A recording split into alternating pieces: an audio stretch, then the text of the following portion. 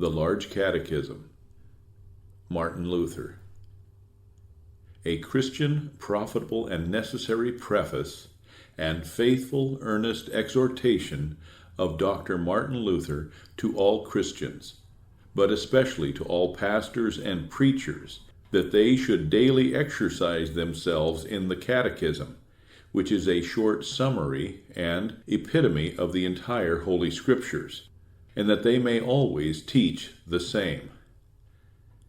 We have no slight reasons for treating the Catechism so constantly in sermons, and for desiring and beseeching others to teach it, since we see to our sorrow that many pastors and preachers are very negligent in this, and slight both their office and this teaching, some from great and high art, giving their mind, as they imagine, to much higher matters, but others from sheer laziness and care for their paunches, assuming no other relation to this business than if they were pastors and preachers for their belly's sake, and had nothing to do but to spend and consume their emoluments as long as they live, as they have been accustomed to do under the papacy. And although they have now everything that they are to preach and teach placed before them so abundantly, clearly, and easily in so many excellent and helpful books, and the true sermones, as they were called in former times, yet they are not so godly and honest as to buy these books, or even when they have them, to look at them or read them. Alas! They are altogether shameful gluttons and servants of their own bellies, who ought to be more properly swineherds and dog-tenders than caretakers of souls and pastors. And now that they are delivered from the unprofitable and burdensome babbling of the 7 canonical hours, that, instead thereof, they would only, morning, noon, and evening, read a page or two in the Catechism, the Prayer Book, the New Testament, or elsewhere in the Bible, and pray the Lord's Prayer for themselves and their parishioners, that they might render, in return, honor and thanks to the gospel, by which they have been delivered from burdens and troubles so manifold, and might feel a little shame, because like pigs and dogs they retain no more of the gospel than such a lazy, pernicious, shameful, carnal liberty. For alas, as it is, the common people regard the gospel altogether too lightly, and we accomplish nothing extraordinary even though we use all diligence. What, then, will be achieved if we shall be negligent and lazy as we were under the papacy? To this there is added the shameful vice and secret infection of security and satiety, that is, that many regard the Catechism as a poor, mean teaching, which they can read through at one time, and then immediately know it, throw the book into a corner, and be ashamed, as it were, to read in it again. Yea, even among the nobility there may be found some louts and scrimps, who declare that there is no longer any need either of pastors or preachers, that we have everything in books, and everyone can easily learn it by himself, and so they are content to let the parishes decay and become desolate, and pastors and preachers to suffer distress and hunger aplenty, just as it becomes crazy Germans to do. For we Germans have such disgraceful people and must endure them. But for myself I say this: I am also a doctor and preacher, yea, as learned and experienced as all those may be who have such presumption and security. Yet I do as a child who is being taught the Catechism, and every morning, and whenever I have time, I read and say, word for word, the 10 Commandments, the Creed, the Lord's Prayer, the Psalms, etc., and I must still read and study daily, and yet I cannot master it as I wish, but must remain a child and pupil of the Catechism, and am glad so to remain. And yet these delicate, fastidious fellows would with one reading promptly be doctors above all doctors, know everything, and be in need of nothing. Well, This too is indeed a sure sign that they despise both their office and the souls of the people, yea, even God and his word. They do not have to fall. They are already fallen all too horribly. They would need to become children and begin to learn their alphabet, which they imagine that they have long since outgrown. Therefore, I beg such lazy paunches or presumptuous saints to be persuaded and believe for God's sake that they are verily, verily not so learned or such great doctors as they imagine, and never to presume that they have finished learning this, the parts of the Catechism, or know it well enough in all points, even though they think that they know it ever so well. For though they should know and understand it perfectly, which, however, is impossible in this life, yet there are manifold benefits and fruits still to be obtained, if it be daily read and practiced in thought and speech, namely, that the Holy Ghost is present in such reading and repetition and meditation, and bestows ever new and more light and devoutness, so that it is daily relished and appreciated better, as Christ promises, Matthew 18:20, where 2 or 3 are gathered together in my name, there am I in the midst of them. Besides, it is an exceedingly effectual help against the devil, the world, and the flesh, and all evil thoughts, to be occupied with the Word of God, and to speak of it, and meditate upon it, so that the first psalm declares those blessed who meditate upon the law of God day and night. Undoubtedly, you will not start a stronger incense or other fumigation against the devil than by being engaged upon God's commandments and words, and speaking, singing, or thinking of them. For this is indeed the true holy water and holy sign from which he flees, and by which he may be driven away. Now, for this reason alone you ought gladly to read, speak, think, and treat of these things, if you had no other profit and fruit from them, than that by doing so you can drive away the devil and evil thoughts. For he cannot hear or endure God's word, and God's word is not like some other silly prat, as that of Dietrich of Bern, etc., but as St. Paul says, Romans 1:16, the power of God. Yea, indeed, the power of God, which gives the devil burning pain, and strengthens, comforts, and helps us beyond measure. And what need is there of many words? If I were to recount all the profit and fruit which God's word produces, whence would I get enough paper and time? The devil is called the master of 1,000 arts. But what shall we call God's word, which drives away and brings to naught this master of 1,000 arts, with all his arts and power? It must indeed be the master of more than 100,000 arts. And shall we frivolously despise such power, profit, strength, and fruit? We, especially, who claim to be pastors and preachers? If so, we should not only have nothing given us to eat, but be driven out, being baited with dogs, and pelted with dung, because we not only need all this every day as we need our daily bread, but must also daily use it against the daily and unabated attacks and lurking of the devil, the master of 1,000 arts.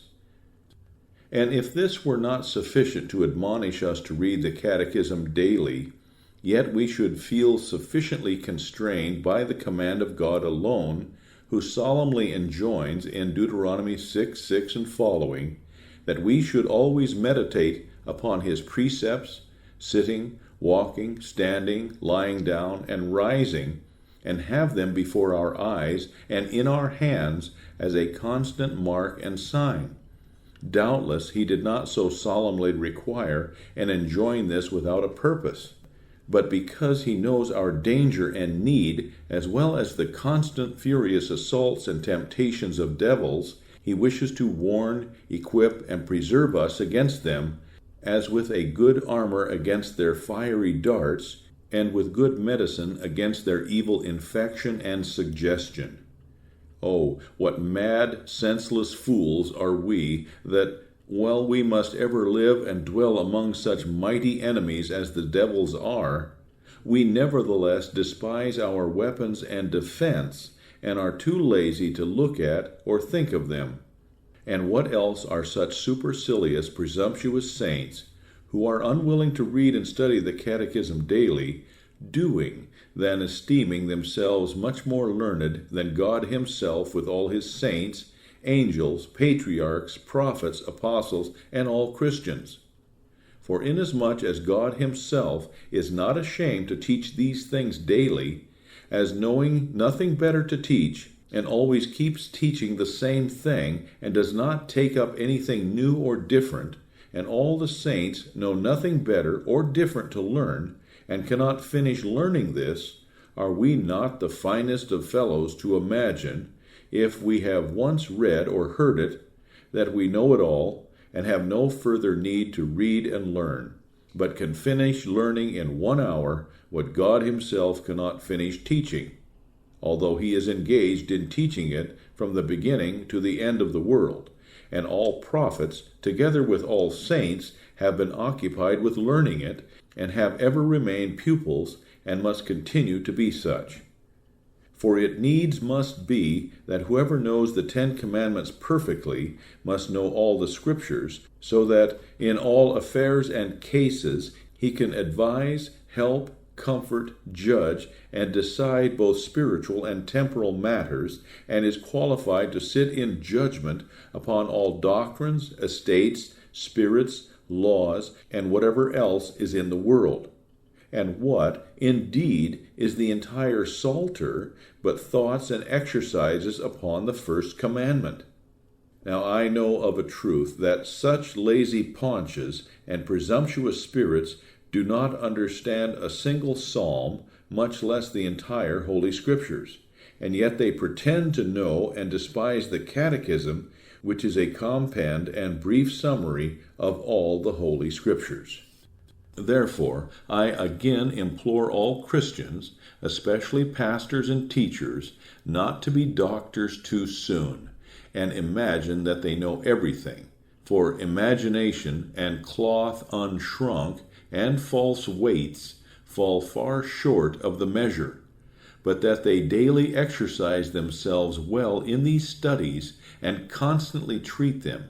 Moreover, that they guard with all care and diligence against the poisonous infection of such security and vain imagination, but steadily keep on reading, teaching, learning, pondering, and meditating, and do not cease until they have made a test, and are sure that they have taught the devil to death, and have become more learned than God himself and all his saints.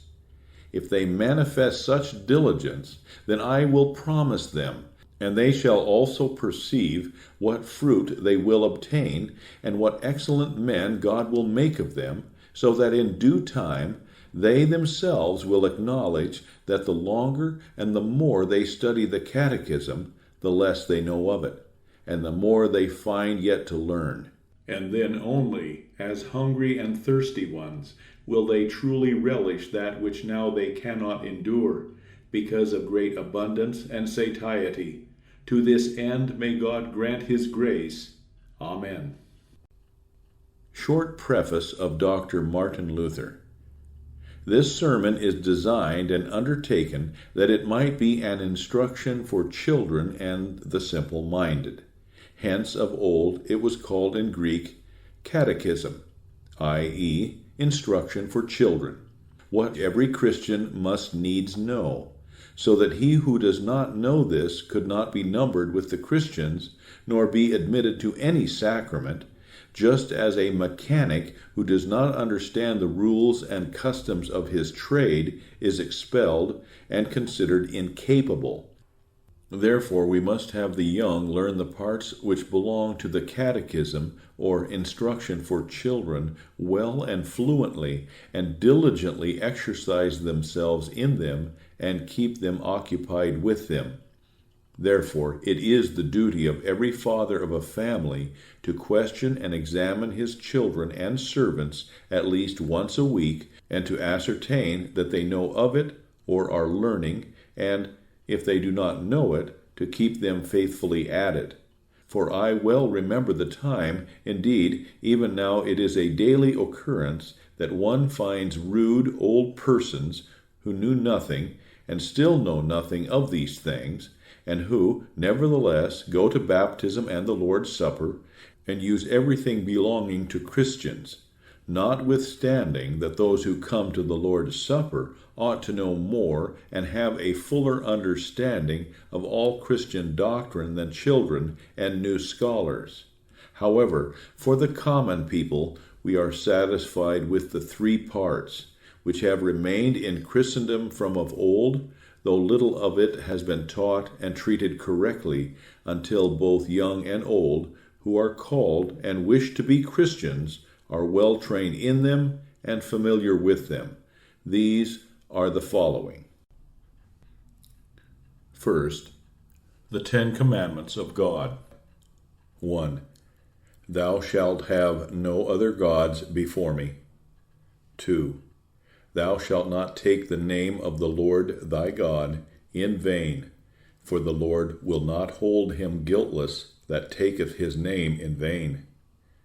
3. Thou shalt sanctify the holy day. Remember the Sabbath day to keep it holy. 4. Thou shalt honor thy father and mother, that thou mayest live long upon the earth. 5. Thou shalt not kill. 6. Thou shalt not commit adultery. 7. Thou shalt not steal. 8. Thou shalt not bear false witness against thy neighbor. 9. Thou shalt not covet thy neighbor's house. 10. Thou shalt not covet thy neighbor's wife, nor his manservant, nor his maidservant, nor his cattle, ox, nor his ass, nor anything that is his. Secondly, the chief articles of our faith.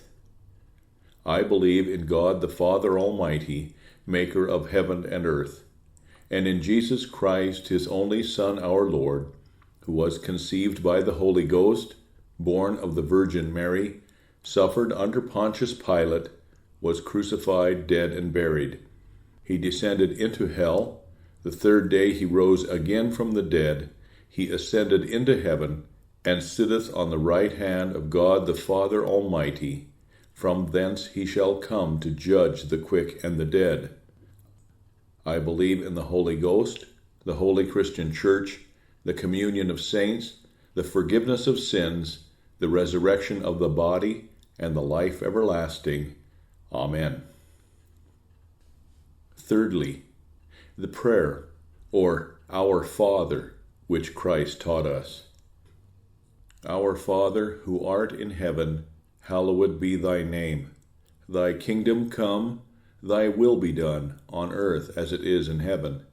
Give us this day our daily bread, and forgive us our trespasses, as we forgive those who trespass against us. And lead us not into temptation, but deliver us from evil. For thine is the kingdom, and the power, and the glory, forever and ever. Amen.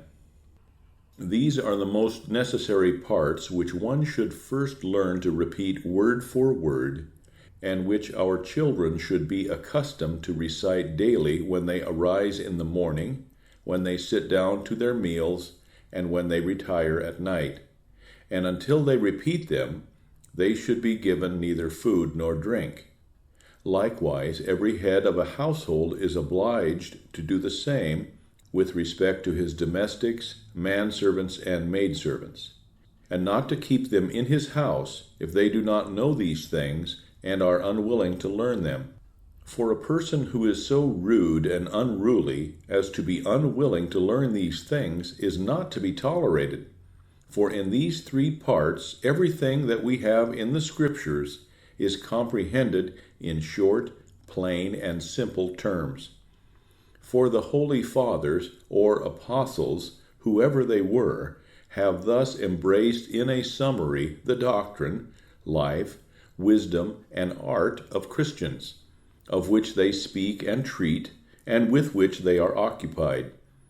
Now, when these three parts are apprehended, it behooves a person also to know what to say concerning our sacraments, which Christ himself instituted, baptism, and the holy body and blood of Christ, namely, the text which Matthew 28:19 and following, and Mark 16:15 and following record at the close of their Gospels, when Christ said farewell to his disciples and sent them forth. Of baptism. Go ye and teach all nations, baptizing them in the name of the Father, and of the Son, and of the Holy Ghost. He that believeth and is baptized shall be saved, but he that believeth not shall be damned. So much is sufficient for a simple person to know from the Scriptures concerning baptism. In like manner also concerning the other sacrament, in short, simple words, namely, the text of St. Paul, First Corinthians 11:23 and following. Of the sacrament. Our Lord Jesus Christ, the same night in which he was betrayed, took bread, and when he had given thanks, he brake it and gave it to his disciples, and said, Take, eat, this is my body, which is given for you. This do in remembrance of me. After the same manner also he took the cup, when he had supped, gave thanks, and gave it to them, saying, Drink ye all of it. This cup is the New Testament in my blood, which is shed for you for the remission of sins. This do ye, as oft as ye drink it, in remembrance of me. Thus would have, in all, 5 parts of the entire Christian doctrine, which should be constantly treated and required of children, and heard recited word for word. For you must not rely upon it that the young people will learn and retain these things from the sermon alone. When these parts have been well learned, you may, as a supplement and to fortify them, lay before them also some psalms or hymns, which have been composed on these parts, and thus lead the young into the Scriptures, and make daily progress therein.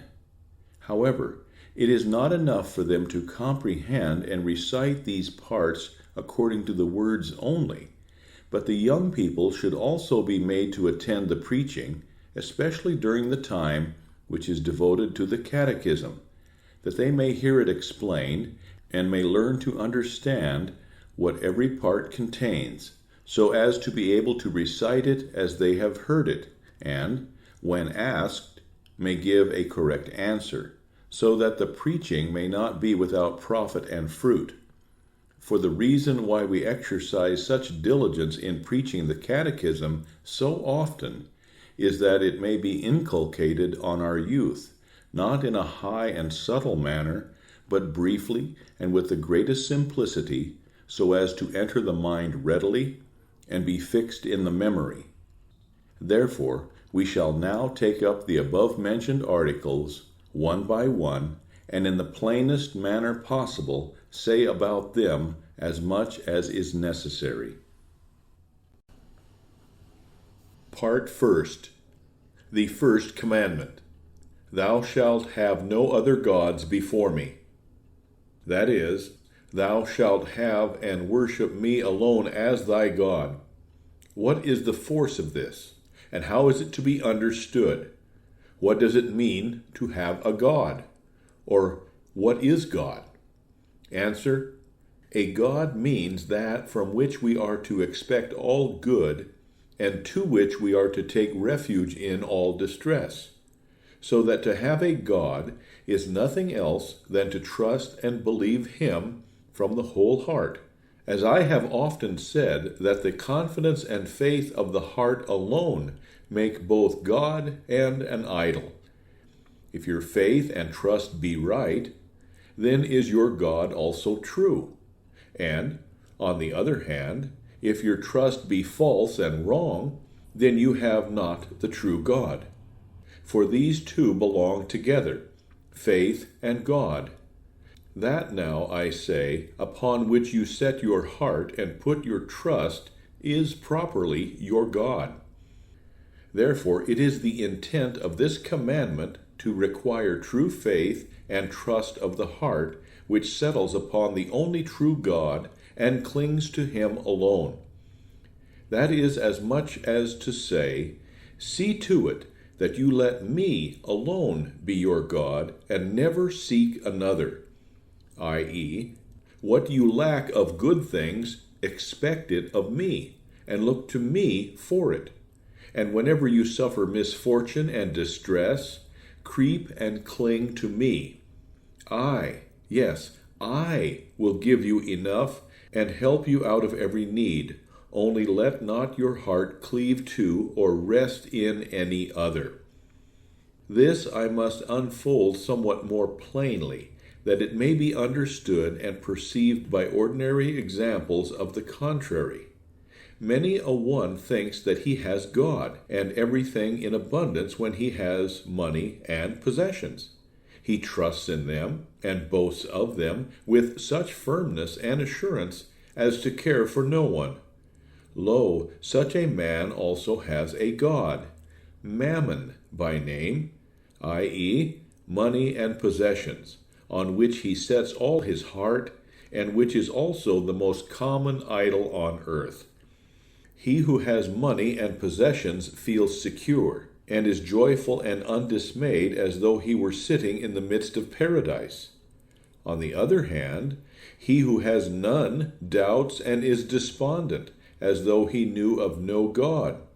For very few are to be found who are of good cheer, and who neither mourn nor complain if they have not mammon. This care and desire for money sticks and clings to our nature even to the grave. So too, whoever trusts and boasts that he possesses great skill, prudence, power, favor, friendship, and honor has also a God, but not this true and only God. This appears again when you notice how presumptuous, secure, and proud people are because of such possessions, and how despondent when they no longer exist or are withdrawn. Therefore, I repeat that the chief explanation of this point is that to have a God is to have something in which the heart entirely trusts. Besides, consider what, in our blindness, we have hitherto been practicing and doing under the papacy. If anyone had toothache, he fasted and honored Saint Apollonia, macerated his flesh by voluntary fasting to the honor of Saint Apollonia. If he was afraid of fire, he chose Saint Lawrence as his helper in need. If he dreaded pestilence, he made a vow to Saint Sebastian or Rocchio, and a countless number of such abominations, where everyone selected his own saint, worshipped him, and called for help to him in distress. Here belong those also as, e.g., sorcerers and magicians, whose idolatry is most gross, and who make a covenant with the devil in order that he may give them plenty of money, or help them in love affairs, preserve their cattle, restore to them lost possessions, etc. For all these place their heart and trust elsewhere than in the true God, look for nothing good to him, nor seek it from him.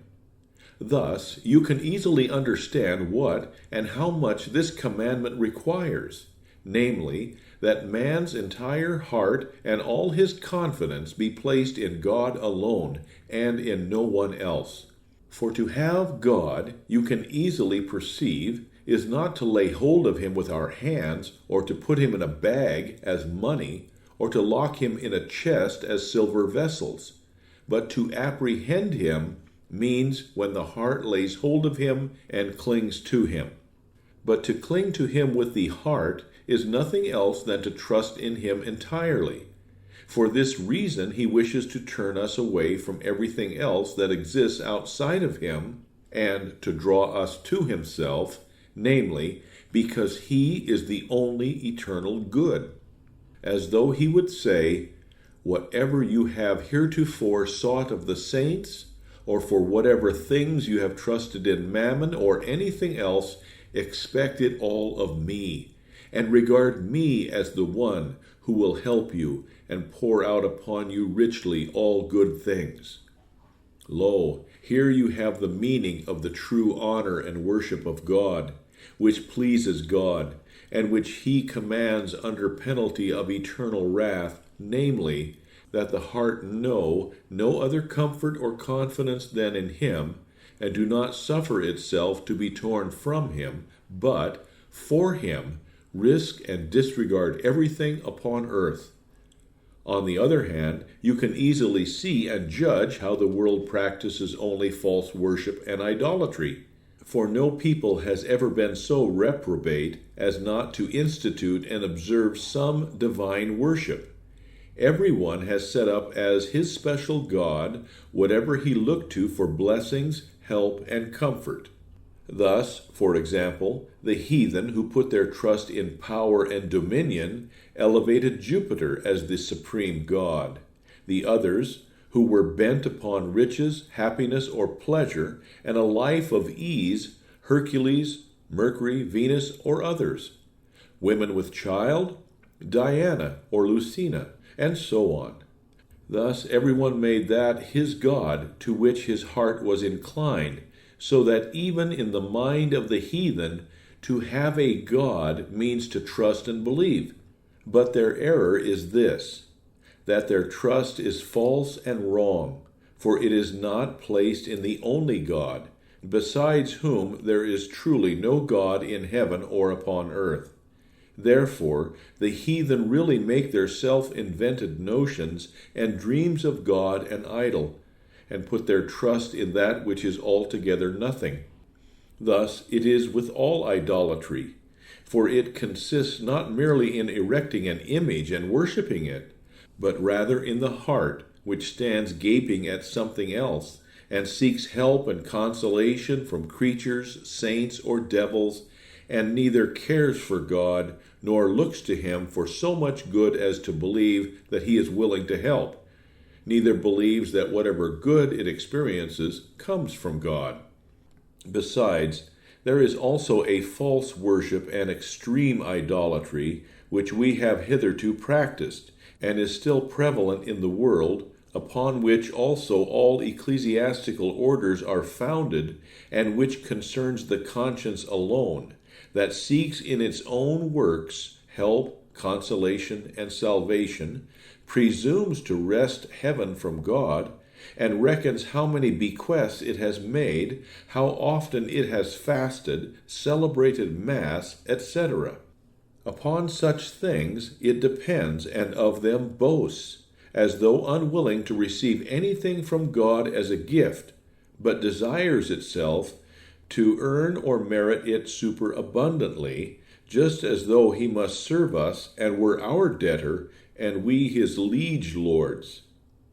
What is this but reducing God to an idol, yea, a fig image, an apple god, and elevating and regarding ourselves as God? But this is slightly too subtle, and is not for young pupils. But let this be said to the simple, that they may well note and remember the meaning of this commandment, namely, that we are to trust in God alone, and look to him, and expect from him naught but good, as from one who gives us body, life, food, drink, nourishment, health, protection, peace, and all necessaries of both temporal and eternal things. He also preserves us from misfortune, and if any evil befall us, delivers and rescues us, so that it is God alone, as has been sufficiently said, from whom we receive all good, and by whom we are delivered from all evil. Hence also, I think, we Germans from ancient times call God more elegantly and appropriately than any other language by that name from the word good, as being an eternal fountain which gushes forth abundantly nothing but what is good, and from which flows forth all that is and is called good. For even though otherwise we experience much good from men, still whatever we receive by his command or arrangement is all received from God. For our parents and all rulers, and everyone besides with respect to his neighbor, have received from God the command that they should do us all manner of good, so that we receive these blessings not from them, but through them, from God. For creatures are only the hands, channels, and means whereby God gives all things, as he gives to the mother breasts and milk to offer to her child, and corn and all manner of produce from the earth for nourishment, none of which blessings could be produced by any creature of itself. Therefore no man should presume to take or give anything except as God has commanded, in order that it may be acknowledged as God's gift, and thanks may be rendered him for it, as this commandment requires. On this account also these means of receiving good gifts through creatures are not to be rejected, neither should we in presumption seek other ways and means than God has commanded, for that would not be receiving from God, but seeking of ourselves. Let everyone, then, see to it that he esteem this commandment great and high above all others, and do not regard it as a joke. Ask and examine your heart diligently, and you will find whether it cleaves to God alone or not. If you have a heart that can expect of him nothing but what is good, especially in want and distress, and that, moreover, renounces and forsakes everything that is not God, then you have the only true God. If, on the contrary, it cleaves to anything else, of which it expects more good and help than of God, and does not take refuge in him, but in adversity flees from him, then you have an idol, another God. In order that it may be seen that God will not have this commandment thrown to the winds, but will most strictly enforce it, he has attached to it first a terrible threat, and then a beautiful, comforting promise, which is also to be urged and impressed upon young people, that they may take it to heart and retain it. Exposition of the appendix to the First Commandment. For I am the Lord thy God, strong and jealous, visiting the iniquity of the fathers upon the children unto the third and fourth generation of them that hate me, and showing mercy unto thousands of them that love me and keep my commandments. Although these words relate to all the commandments, as we shall hereafter learn, yet they are joined to this chief commandment, because it is of first importance that men have a right head. For where the head is right, the whole life must be right, and vice versa. Learn, therefore, from these words how angry God is with those who trust in anything but him, and again, how good and gracious he is to those who trust and believe in him alone with the whole heart, so that his anger does not cease until the fourth generation, while, on the other hand, his blessing and goodness extend to many thousands, lest you live in such security and commit yourself to chance as men of brutal heart, who think that it makes no great difference how they live. He is a God who will not leave it unavenged if men turn from him, and will not cease to be angry until the fourth generation, even until they are utterly exterminated. Therefore he is to be feared and not to be despised. He has also demonstrated this in all history, as the Scriptures abundantly show, and daily experience still teaches. For from the beginning he has utterly extirpated all idolatry, and, on account of it, both heathen and Jews, even as at the present day he overthrows all false worship, so that all who remain therein must finally perish. Therefore, although proud, powerful, and rich worldlings, Sardanapalus and Phalaриdes, who surpass even the Persians in wealth, are now to be found, who boast defiantly of their mammon, with utter disregard whether God is angry at or smiles on them, and dare to withstand his wrath, yet they shall not succeed, but before they are aware, they shall be wrecked with all in which they trusted, as all others have perished who have thought themselves more secure or powerful. And just because of such hardened heads, who imagine, because God connives and allows them to rest in security, that he either is entirely ignorant or cares nothing about such matters, he must deal a smashing blow and punish them, so that he cannot forget it unto children's children, so that everyone may take note and see that this is no joke to him. For they are those whom he means when he says, who hate me, i.e., those who persist in their defiance and pride. Whatever is preached or said to them, they will not listen. When they are reproved, in order that they may learn to know themselves and amend before the punishment begins, they become mad and foolish, so as to fairly merit wrath, as now we see daily in bishops and princes. But terrible as are these threatenings, so much the more powerful is the consolation in the promise, that those who cling to God alone should be sure that he will show them mercy, that is, show them pure goodness and blessing, not only for themselves, but also to their children and children's children, even to the 1,000th generation and beyond that. This ought certainly to move and impel us to risk our hearts in all confidence with God, if we wish all temporal and eternal good, since the Supreme Majesty makes such sublime offers and presents such cordial inducements and such rich promises. Therefore, let everyone seriously take this to heart, lest it be regarded as though a man had spoken it, for to you it is a question either of eternal blessing, happiness, and salvation, or of eternal wrath, misery, and woe. What more would you have or desire than that he so kindly promises to be yours with every blessing, and to protect and help you in all need?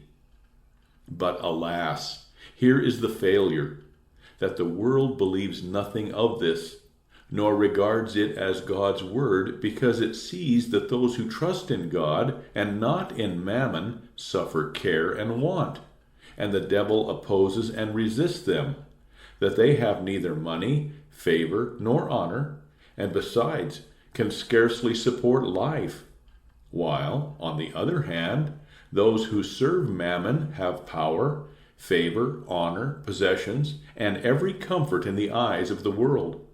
For this reason, these words must be grasped as being directed against such appearances, and we must consider that they do not lie or deceive, but must come true. Reflect for yourself, or make inquiry, and tell me, those who have employed all their care and diligence to accumulate great possessions and wealth, what have they finally attained? You will find that they have wasted their toil and labor, or even though they have amassed great treasures, they have been dispersed and scattered, so that they themselves have never found happiness in their wealth, and afterwards it never reached the third generation. Instances of this you will find aplenty in all histories, also in the memory of aged and experienced people. Only observe and ponder them. Saul was a great king, chosen of God, and a godly man. But when he was established on his throne, and let his heart decline from God, and put his trust in his crown and power, he had to perish with all that he had, so that none even of his children remained. David, on the other hand, was a poor, despised man, hunted down and chased, so that he nowhere felt secure of his life, yet he had to remain in spite of Saul, and become king. For these words had to abide and come true, since God cannot lie or deceive. Only let not the devil and the world deceive you with their show, which indeed remains for a time, but finally is nothing. Let us, then, learn well the First Commandment, that we may see how God will tolerate no presumption, nor any trust in any other object, and how he requires nothing higher of us than confidence from the heart for everything good, so that we may proceed right and straightforward, and use all the blessings which God gives no farther than as a shoemaker uses his needle, awl, and thread for work, and then lays them aside, or as a traveler uses an inn and food and his bed only for temporary necessity, each one in his station, according to God's order, and without allowing any of these things to be our Lord or idol. Let this suffice with respect to the First Commandment, which we have had to explain at length, since it is of chief importance, because, as before said, where the heart is rightly disposed toward God and this commandment is observed, all the others follow. The Second Commandment. Thou shalt not take the name of the Lord thy God in vain. As the First Commandment has instructed the heart and taught the basis of faith, so this commandment leads us forth and directs the mouth and tongue to God. For the first objects that spring from the heart and manifest themselves are words. Now, as I have taught above how to answer the question, what it is to have a God, so you must learn to comprehend simply the meaning of this and all the commandments, and how to apply it to yourself. If, then, it be asked, how do you understand the Second Commandment, or what is meant by taking in vain, or misusing God's name, answer briefly thus. It is misusing God's name when we call upon the Lord God, no matter in what way, for purposes of falsehood or wrong of any kind. Therefore, this commandment enjoins this much, that God's name must not be appealed to falsely or taken upon the lips, while the heart knows well enough, or should know, differently. As among those who take oaths in court, where one side lies against the other. For God's name cannot be misused worse than for the support of falsehood and deceit. Let this remain the exact German and simplest meaning of this commandment. From this everyone can readily infer when and in how many ways God's name is misused, although it is impossible to enumerate all its misuses. Yet, to tell it in a few words, all misuse of the divine name occurs first in worldly business and in matters which concern money, possessions, honor, whether it be publicly in court, in the market, or wherever else men make false oaths in God's name, or pledge their souls in any matter. And this is especially prevalent in marriage affairs, where two go and secretly betroth themselves to one another, and afterward abjure their plighted troth. But the greatest abuse occurs in spiritual matters, which pertain to the conscience, when false preachers rise up and offer their lying vanities as God's word. Behold, all this is decking oneself out with God's name, or making a pretty show, or claiming to be right, whether it occur in gross worldly business or in sublime subtle matters of faith and doctrine. And among liars belong also blasphemers, not alone the very gross, well known to everyone, who disgrace God's name without fear. These are not for us, but for the hangman to discipline, but also those who publicly traduce the truth and God's word and consign it to the devil. Of this there is no need now to speak further.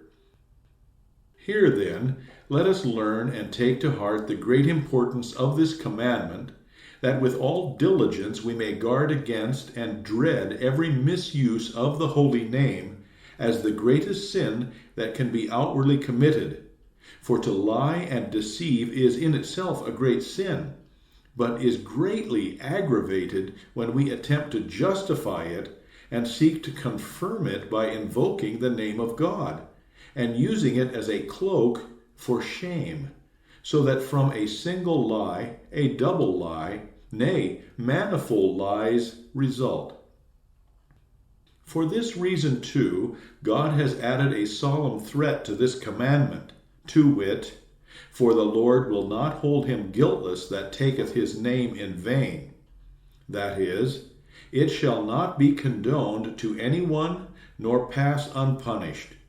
For as little as he will leave it unavenged, if anyone turn his heart from him, as little will he suffer his name to be employed for dressing up a lie. Now, alas, it is a common calamity in all the world that there are as few who are not using the name of God for purposes of lying and all wickedness, as there are those who with their hearts trust alone in God. For by nature we all have within us this beautiful virtue, to wit, that whoever has committed a wrong would like to cover up and adorn his disgrace, so that no one may see it or know it. And no one is so bold as to boast to all the world of the wickedness he has perpetrated. All wish to act by stealth, and without anyone being aware of what they do.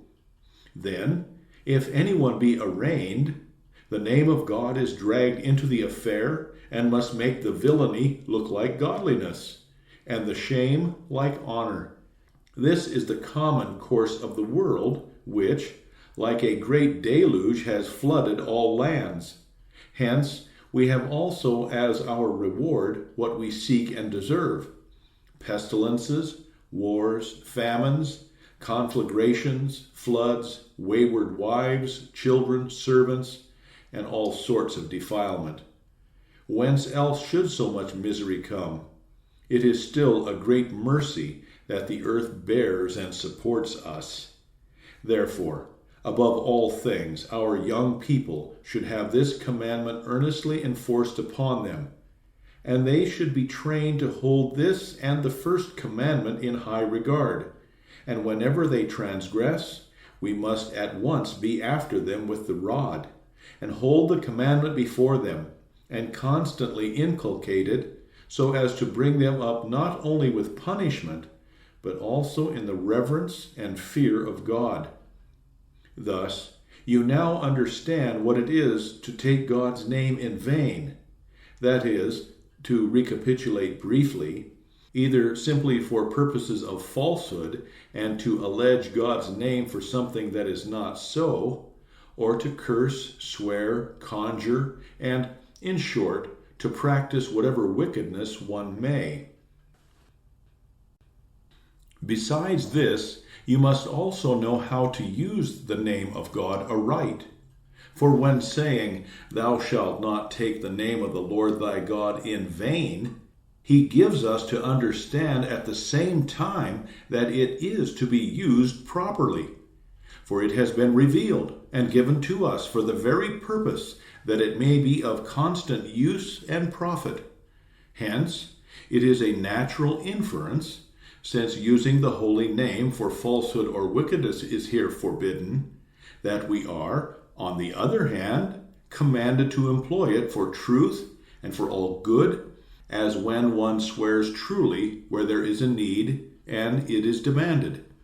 So also when there is right teaching, and when the name is invoked in trouble, or praised and thanked in prosperity, etc., all of which is comprehended summarily and commanded in the passage, Psalm 50, verse 15, "Call upon me in the day of trouble, I will deliver thee, and thou shalt glorify me."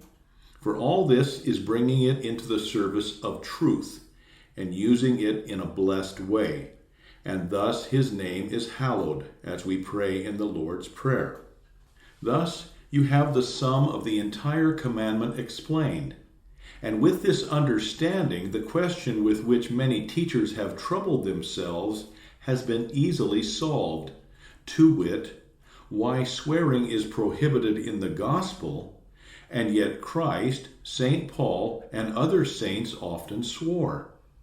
The explanation is briefly this: we are not to swear in support of evil, that is, of falsehood, and where there is no need or use, but for the support of good and the advantage of our neighbor we should swear. For it is a truly good work by which God is praised, truth and right are established, falsehood is refuted, peace is made among men, obedience is rendered, and quarrels are settled. For in this way God himself interposes and separates between right and wrong, good and evil. If one part swears falsely, he has his sentence that he shall not escape punishment, and though it be deferred a long time, he shall not succeed, so that all that he may gain thereby will slip out of his hands, and he will never enjoy it, as I have seen in the case of many who perjured themselves in their marriage vows, that they have never had a happy hour or a healthful day, and thus perished miserably in body, soul, and possessions. Therefore, I advise and exhort, as before, that, by means of warning and threatening, restraint and punishment, the children be trained betimes to shun falsehood, and especially to avoid the use of God's name in its support. For where they are allowed to do as they please, no good will result, as is even now evident that the world is worse than it has ever been, and that there is no government, no obedience, no fidelity, no faith, but only daring, unbridled men, whom no teaching or reproof helps, all of which is God's wrath and punishment for such wanton contempt of this commandment.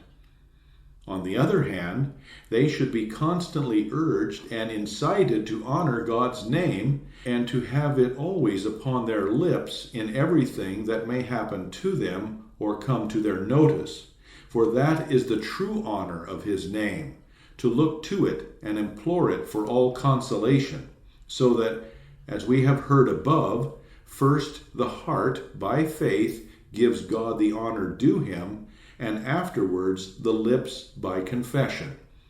This is also a blessed and useful habit, and very effectual against the devil, who is ever about us, and lies in wait to bring us into sin and shame, calamity and trouble, but who is very loath to hear God's name, and cannot remain long where it is uttered and called upon from the heart. And indeed, many a terrible and shocking calamity would befall us if, by our calling upon his name, God did not preserve us. I have myself tried it, and learned by experience that often sudden great calamity was immediately averted and removed during such invocation. To vex the devil, I say, we should always have this holy name in our mouth, so that he may not be able to injure us as he wishes. For this end, it is also of service that we form the habit of daily commending ourselves to God with soul and body, wife, children, servants, and all that we have, against every need that may occur. Whence also the blessing and thanksgiving at meals, and other prayers, morning and evening, have originated and remain in use. Likewise, the practice of children to cross themselves when anything monstrous or terrible is seen or heard, and to exclaim, Lord God, protect us. Help, dear Lord Jesus, etc. Thus, too, if anyone meets with unexpected good fortune, however trivial, that he say, God be praised and thanked, this God has bestowed on me, etc.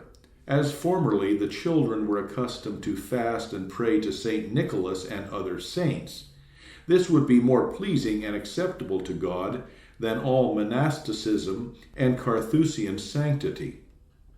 Behold, thus we might train our youth in a childlike way and playfully in the fear and honor of God, so that the First and Second Commandments might be well observed and in constant practice. Then some good might take root, spring up, and bear fruit, and men grow up whom an entire land might relish and enjoy. Moreover, this would be the true way to bring up children well, as long as they become trained with kindness and delight. For what must be enforced with rods and blows only will not develop into a good breed, and at best they will remain godly under such treatment no longer than while the rod is upon their back. But this manner of training so spreads its roots in the heart that they fear God more than rods and clubs. This I say with such simplicity for the sake of the young, that it may penetrate their minds. For since we are preaching to children, we must also prattle with them. Thus we have prevented the abuse and have taught the right use of the divine name, which should consist not only in words, but also in practice and life, so that we may know that God is well pleased with this, and will as richly reward it as he will terribly punish the abuse. The Third Commandment. Thou shalt sanctify the holy day. Remember the Sabbath day to keep it holy.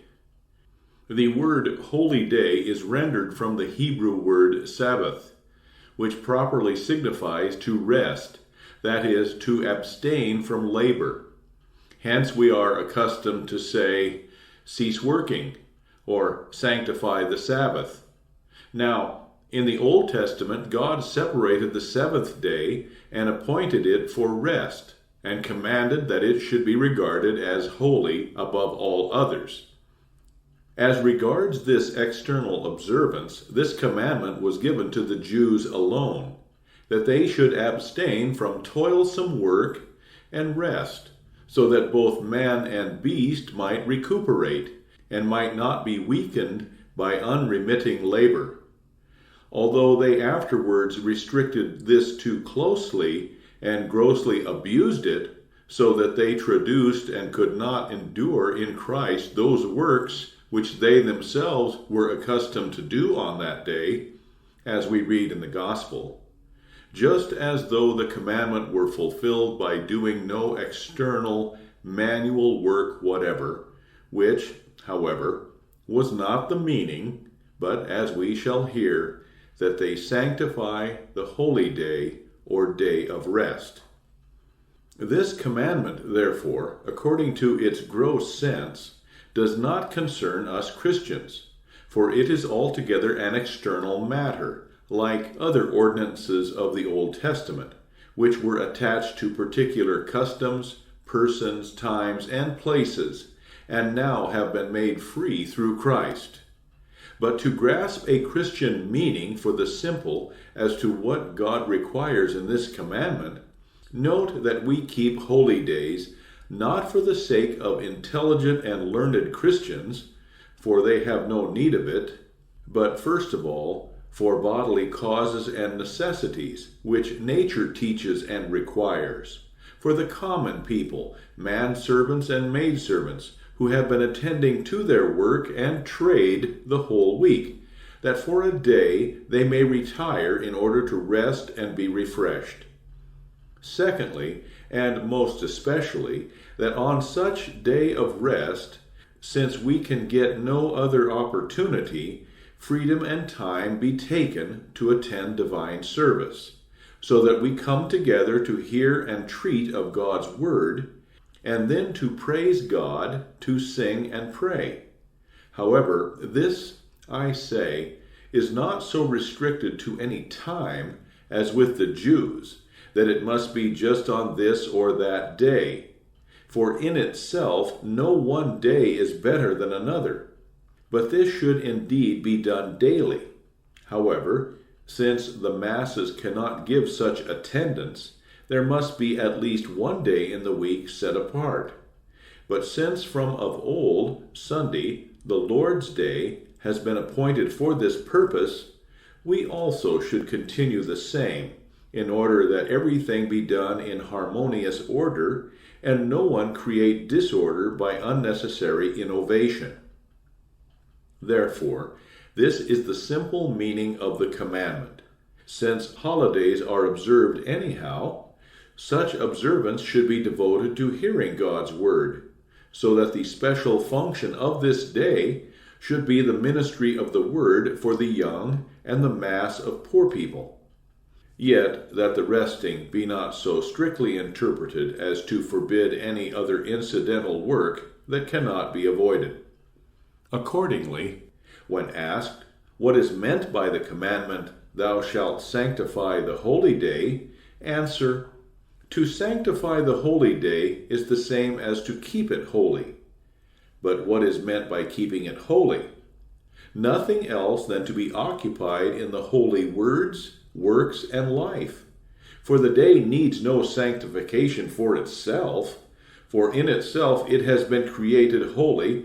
From the beginning of the creation it was sanctified by its Creator. But God desires it to be holy to you. Therefore, it becomes holy or unholy on your account, according as you are occupied on the same with things that are holy or unholy. How then does such sanctification take place? Not in this manner, that with folded hands we sit behind the stove and do no rough external work, or deck ourselves with a wreath and put on our best clothes, but, as has been said, that we occupy ourselves with God's word and exercise ourselves therein. And indeed, we Christians ought always to keep such a holy day, and be occupied with nothing but holy things, i.e., daily be engaged upon God's word, and carry it in our hearts and upon our lips.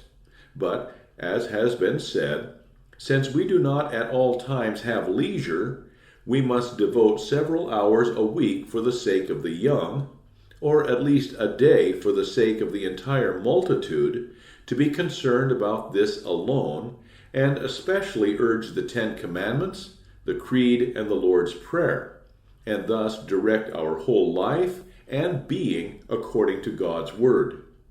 At whatever time, then, this is being observed and practiced, there a true holy day is being kept. Otherwise, it shall not be called a Christian's holy day.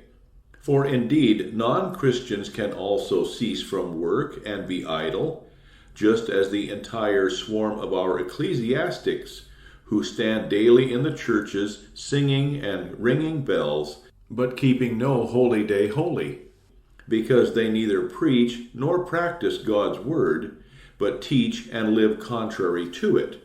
For the word of God is the sanctuary above all sanctuaries, yea, the only one which we Christians know and have. For though we had the bones of all the saints, or all holy and consecrated garments upon a heap, still that would help us nothing, for all that is a dead thing which can sanctify nobody. But God's word is the treasure which sanctifies everything, and by which even all the saints themselves were sanctified. At whatever hour, then, God's word is taught, preached, heard, read, or meditated upon, there the person, day, and work are sanctified thereby, not because of the external work, but because of the word, which makes saints of us all. Therefore, I constantly say that all our life and work must be ordered according to God's word, if it is to be God-pleasing or holy. Where this is done, this commandment is in force and being fulfilled. On the contrary, any observance or work that is practiced without God's word is unholy before God, no matter how brilliantly it may shine, even though it be covered with relics, such as the fictitious spiritual orders, which know nothing of God's word and seek holiness in their own works. Note, therefore, that the force and power of this commandment lies not in the resting, but in the sanctifying, so that to this day belongs a special holy exercise. For other works and occupations are not properly called holy exercises, unless the man himself be first holy. But here a work is to be done by which man is himself made holy, which is done, as we have heard, alone through God's word. For this, then, fixed places, times, persons, and the entire external order of worship have been created and appointed, so that it may be publicly in operation. Since, therefore, so much depends upon God's word that without it no holy day can be sanctified, we must know that God insists upon a strict observance of this commandment, and will punish all who despise his word and are not willing to hear and learn it, especially at the time appointed for the purpose. Therefore, not only those sin against this commandment who grossly misuse and desecrate the holy day, as those who on account of their greed or frivolity neglect to hear God's word, or lie in taverns and are dead drunk like swine, but also that other crowd who listen to God's word as to any other trifle, and only from custom come to preaching and go away again, and at the end of the year know as little of it as at the beginning.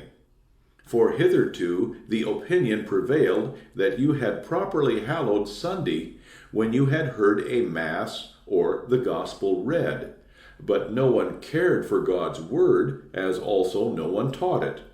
Now, while we have God's word, we nevertheless do not correct the abuse. We suffer ourselves to be preached to and admonished, but we listen without seriousness and care. Know, therefore, that you must be concerned not only about hearing, but also about learning and retaining it in memory. And do not think that it is optional with you or of no great importance, but that it is God's commandment, who will require of you how you have heard, learned, and honored his word. Likewise, those fastidious spirits are to be reproved who, when they have heard a sermon or two, find it tedious and dull, thinking that they know all that well enough, and need no more instruction. For just that is the sin which has hitherto reckoned among mortal sins, and is called torpor, or satiety, a malignant, dangerous plague with which the devil bewitches and deceives the hearts of many, that he may surprise us and secretly withdraw God's word from us. For let me tell you this, even though you know it perfectly, and be already master in all things, still you are daily in the dominion of the devil, who ceases neither day nor night to steal unawares upon you, to kindle in your heart unbelief and wicked thoughts against the foregoing and all the commandments. Therefore, you must always have God's word in your heart, upon your lips, and in your ears. But where the heart is idle, and the word does not sound, he breaks in and has done the damage before we are aware. On the other hand, such is the efficacy of the word, whenever it is seriously contemplated, heard, and used, that it is bound never to be without fruit, but always awakens new understanding, pleasure, and devoutness, and produces a pure heart and pure thoughts. For these words are not inoperative or dead, but creative, living words. And even though no other interest or necessity impel us, yet this ought to urge every one thereunto, because thereby the devil is put to flight and driven away. And besides, this commandment is fulfilled, and this exercise in the word is more pleasing to God than any work of hypocrisy, however brilliant. The Fourth Commandment. Thus far we have learned the first three commandments, which relate to God. First, that with our whole heart we trust in him, and fear and love him throughout all our life. Secondly, that we do not misuse his holy name in the support of falsehood or any bad work, but employ it to the praise of God and the profit and salvation of our neighbor and ourselves. Thirdly, that on holidays and when at rest we diligently treat and urge God's word, so that all our actions and our entire life be ordered according to it. Now follow the other 7, which relate to our neighbor, among which the first and greatest is, Thou shalt honor thy father and thy mother. To this estate of fatherhood and motherhood, God has given the special distinction above all estates that are beneath it, that he not simply commands us to love our parents, but to honor them. With respect to brothers, sisters, and our neighbors in general, he commands nothing higher than that we love them, so that he separates and distinguishes father and mother above all other persons upon earth, and places them at his side. For it is a far higher thing to honor than to love one, inasmuch as it comprehends not only love, but also modesty, humility, and deference as to a majesty there hidden, and requires not only that they be addressed kindly and with reverence, but, most of all, that both in heart and with the body we so act as to show that we esteem them very highly, and that, next to God, we regard them as the very highest. For one whom we are to honor from the heart, we must truly regard as high and great. We must, therefore, impress it upon the young that they should regard their parents as in God's stead, and remember that however lowly, poor, frail, and queer they may be, nevertheless they are father and mother given them by God. They are not to be deprived of their honor because of their conduct or their failings. Therefore, we are not to regard their persons, how they may be, but the will of God, who has thus created and ordained. In other respects, we are, indeed, all alike in the eyes of God. But among us there must necessarily be such inequality and ordered difference, and therefore God commands it to be observed, that you obey me as your father, and that I have the supremacy. Learn, therefore, first what is the honor toward parents required by this commandment, to wit, that they be held in distinction and esteem above all things, as the most precious treasure on earth.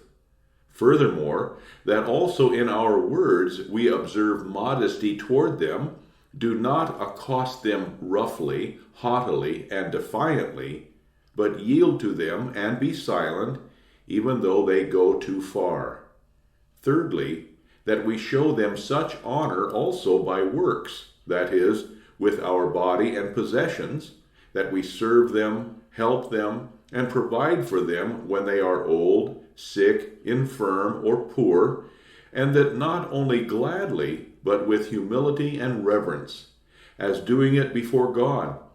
For he who knows how to regard them in his heart will not allow them to suffer want or hunger, but will place them above him and at his side, and will share with them whatever he has and possesses. Secondly, notice how great, good, and holy a work is here assigned children, which, alas, utterly neglected and disregarded, and no one perceives that God has commanded it, or that it is a holy divine word and doctrine. For if it had been regarded as such, everyone could have inferred that they must be holy men who live according to these words. Thus, there would have been no need of inventing monasticism nor spiritual orders, but every child would have abided by this commandment, and could have directed his conscience to God and said, "If I am to do good and holy works, I know of none better than to render all honor and obedience to my parents, because God has himself commanded it. For what God commands must be much and far nobler than everything that we may devise ourselves. And since there is no higher or better teacher to be found than God, there can be no better doctrine, Indeed, then he gives forth. Now, he teaches fully what we should do if we wish to perform truly good works, and by commanding them, he shows that they please him. If, then, it is God who commands this, and who knows not how to appoint anything better, I will never improve upon it. Behold, in this manner we would have had a godly child properly taught, reared in true blessedness, and kept at home in obedience to his parents and in their service, so that men should have had blessing and joy from the spectacle. However, God's commandment was not permitted to be thus, with such care and diligence, commended, but had to be neglected and trampled under foot, so that a child could not lay it to heart, and meanwhile gaped like a panting wolf at the devices which we set up, without once consulting or giving reverence to God. Let us, therefore, learn at last, for God's sake, that, placing all other things out of sight, our youths look first to this commandment, if they wish to serve God with truly good works, that they do what is pleasing to their fathers and mothers, or to those to whom they may be subject in their stead. For every child that knows and does this has, in the first place, this great consolation in his heart, that he can joyfully say and boast, in spite of and against all who are occupied with works of their own choice, Behold, this work is well-pleasing to my God in heaven, that I know for certain. Let them all come together with their many great, distressing, and difficult works, and make their boast. We will see whether they can show one that is greater and nobler than obedience to father and mother, to whom God has appointed and commanded obedience next to his own majesty, so that if God's word and will are in force and being accomplished, nothing shall be esteemed higher than the will and word of parents, yet so that it too is subordinated to obedience toward God, and is not opposed to the preceding commandments. Therefore you should be heartily glad and thank God that he has chosen you and made you worthy to do a work so precious and pleasing to him. Only see that, although it be regarded as the most humble and despised, you esteem it great and precious, not on account of our worthiness, but because it is comprehended in and controlled by the jewel and sanctuary, namely, the word and commandment of God. Oh, what a high price would all Carthusians, monks, and nuns pay if in all their religious doings they could bring into God's presence a single work done by virtue of his commandment, and be able before his face to say with joyful heart, Now I know that this work is well-pleasing to thee. Where will these poor wretched persons hide when in the sight of God and all the world they shall blush with shame before a young child who has lived according to this commandment, and shall have to confess that with their whole life they are not worthy to give it a drink of water? And it serves them right for their devilish perversion in treading God's commandment underfoot, that they must vainly torment themselves with works of their own device, and, in addition, have scorn and loss for their reward. Should not the heart then leap and melt for joy when going to work and doing what is commanded, saying, Lo, this is better than all holiness of the Carthusians, even though they kill themselves fasting and praying upon their knees without ceasing? For here you have a sure text and a divine testimony that he has enjoined this, but concerning the other he did not command a word. But this is the plight and miserable blindness of the world, that no one believes these things. To such an extent the devil has deceived us with false holiness and the glamour of our own works. Therefore, I would be very glad, I say it again, if men would open their eyes and ears and take this to heart, lest some time we may again be led astray from the pure word of God to the lying vanities of the devil. Then, too, all would be well, for parents would have more joy, love, friendship, and concord in their houses. Thus the children would captivate their parents' hearts.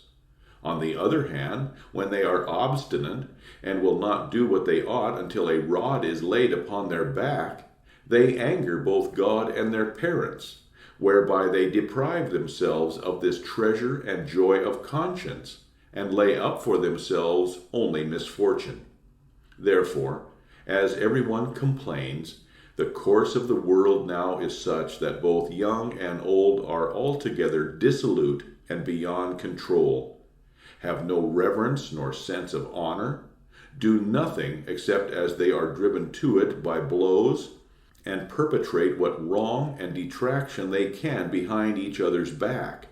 Therefore God also punishes them, that they sink into all kinds of filth and misery. As a rule, the parents too are themselves stupid and ignorant. One fool trains or teaches another, and as they have lived, so live their children after them.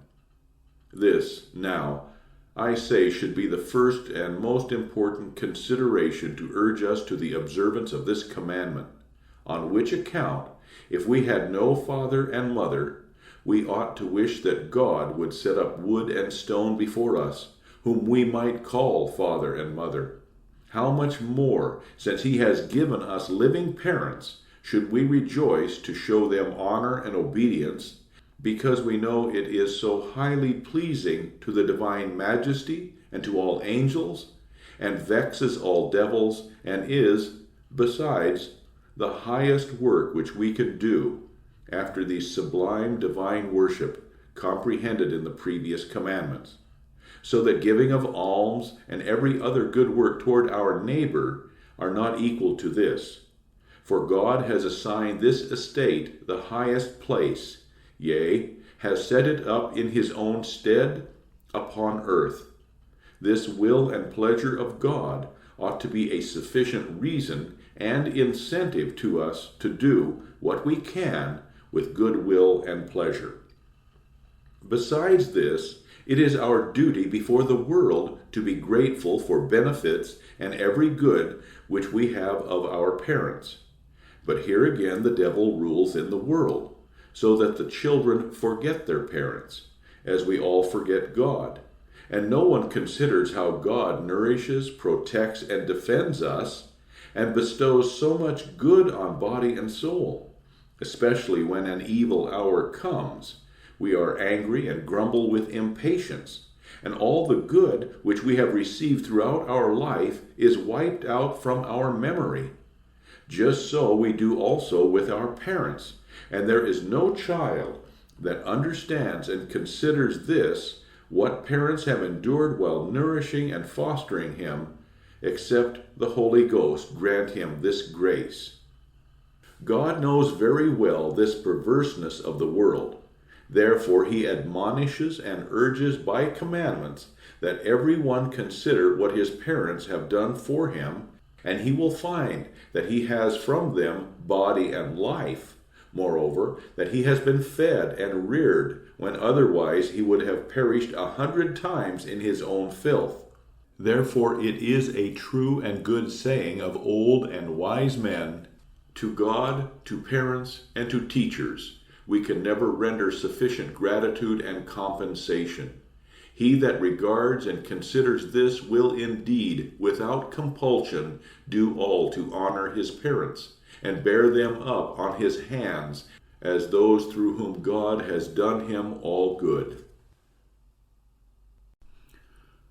Over and above all this, another great reason that should incite us the more to obedience to this commandment is that God attaches to this commandment a temporal promise and says, that thou mayest live long upon the land which the Lord thy God giveth thee.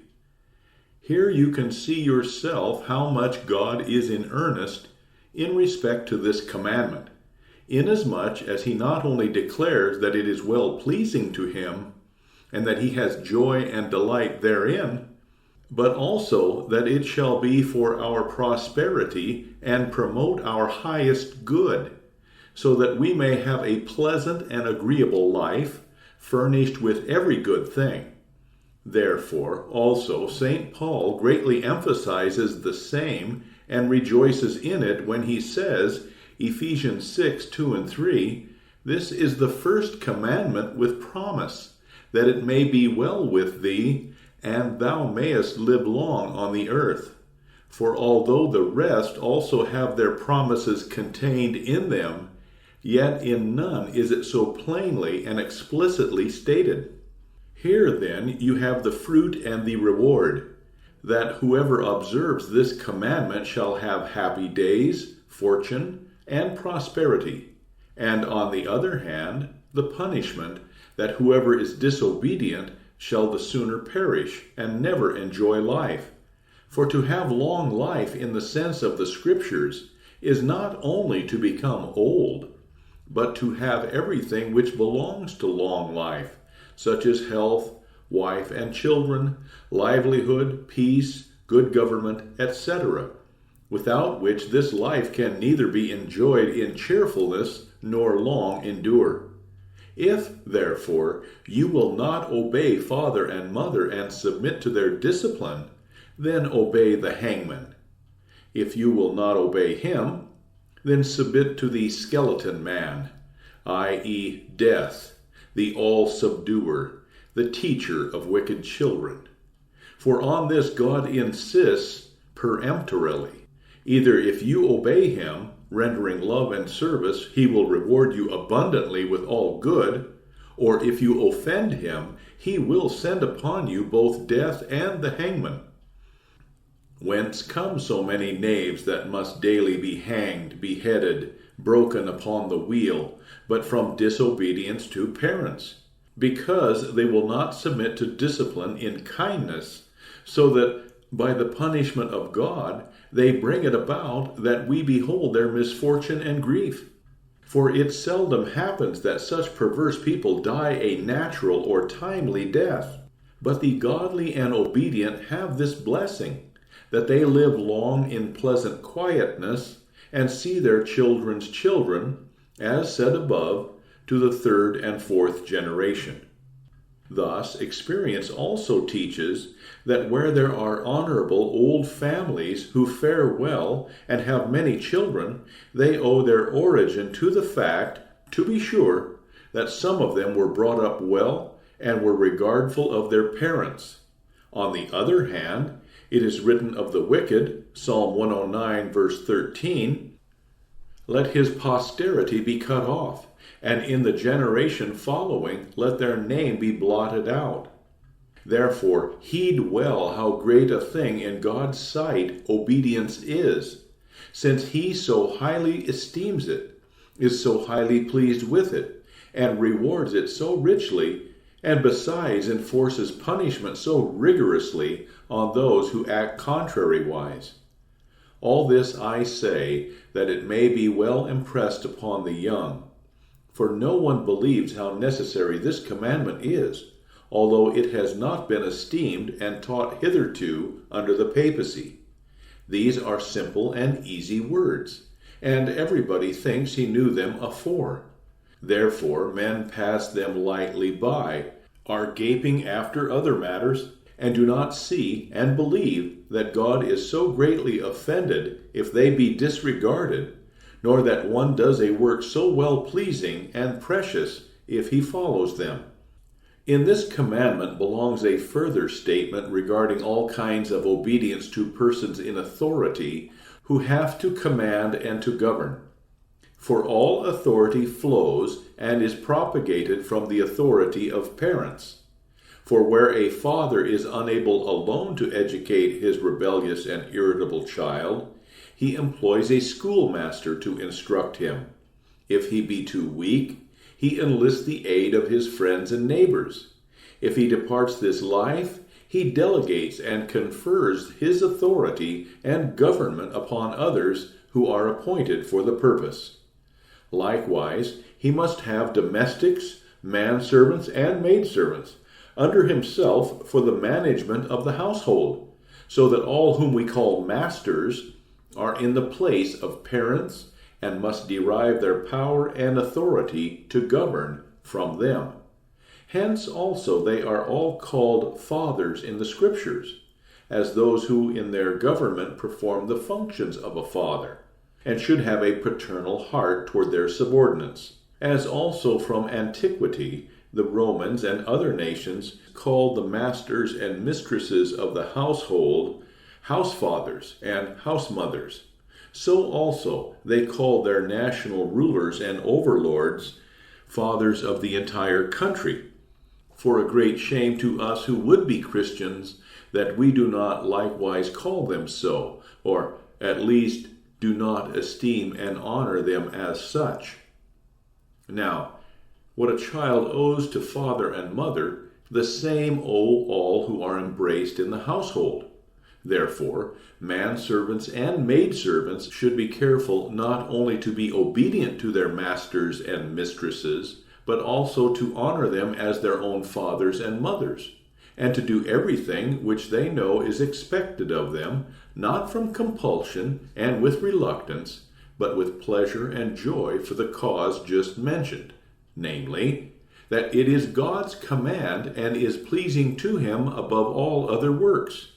Therefore, they ought rather to pay wages in addition, and be glad that they may obtain masters and mistresses to have such joyful consciences, and to know how they may do truly golden works, a matter which has hitherto been neglected and despised, when, instead, everybody ran, in the devil's name, into convents or to pilgrimages and indulgences, with loss of time and money, and with an evil conscience. If this truth, then, could be impressed upon the poor people, a servant girl would leap and praise and thank God, and with her tidy work for which she receives support and wages, she would obtain such a treasure as all that are esteemed the greatest saints have not attained. Is it not an excellent boast to know and say that if you perform your daily domestic task, this is better than all the sanctity and ascetic life of monks? And you have the promise, in addition, that you shall prosper in all good and fare well. How can you lead a more blessed or holier life as far as your works are concerned? For in the sight of God, faith is what really renders a person holy, and alone serves him. But the works are for the service of man.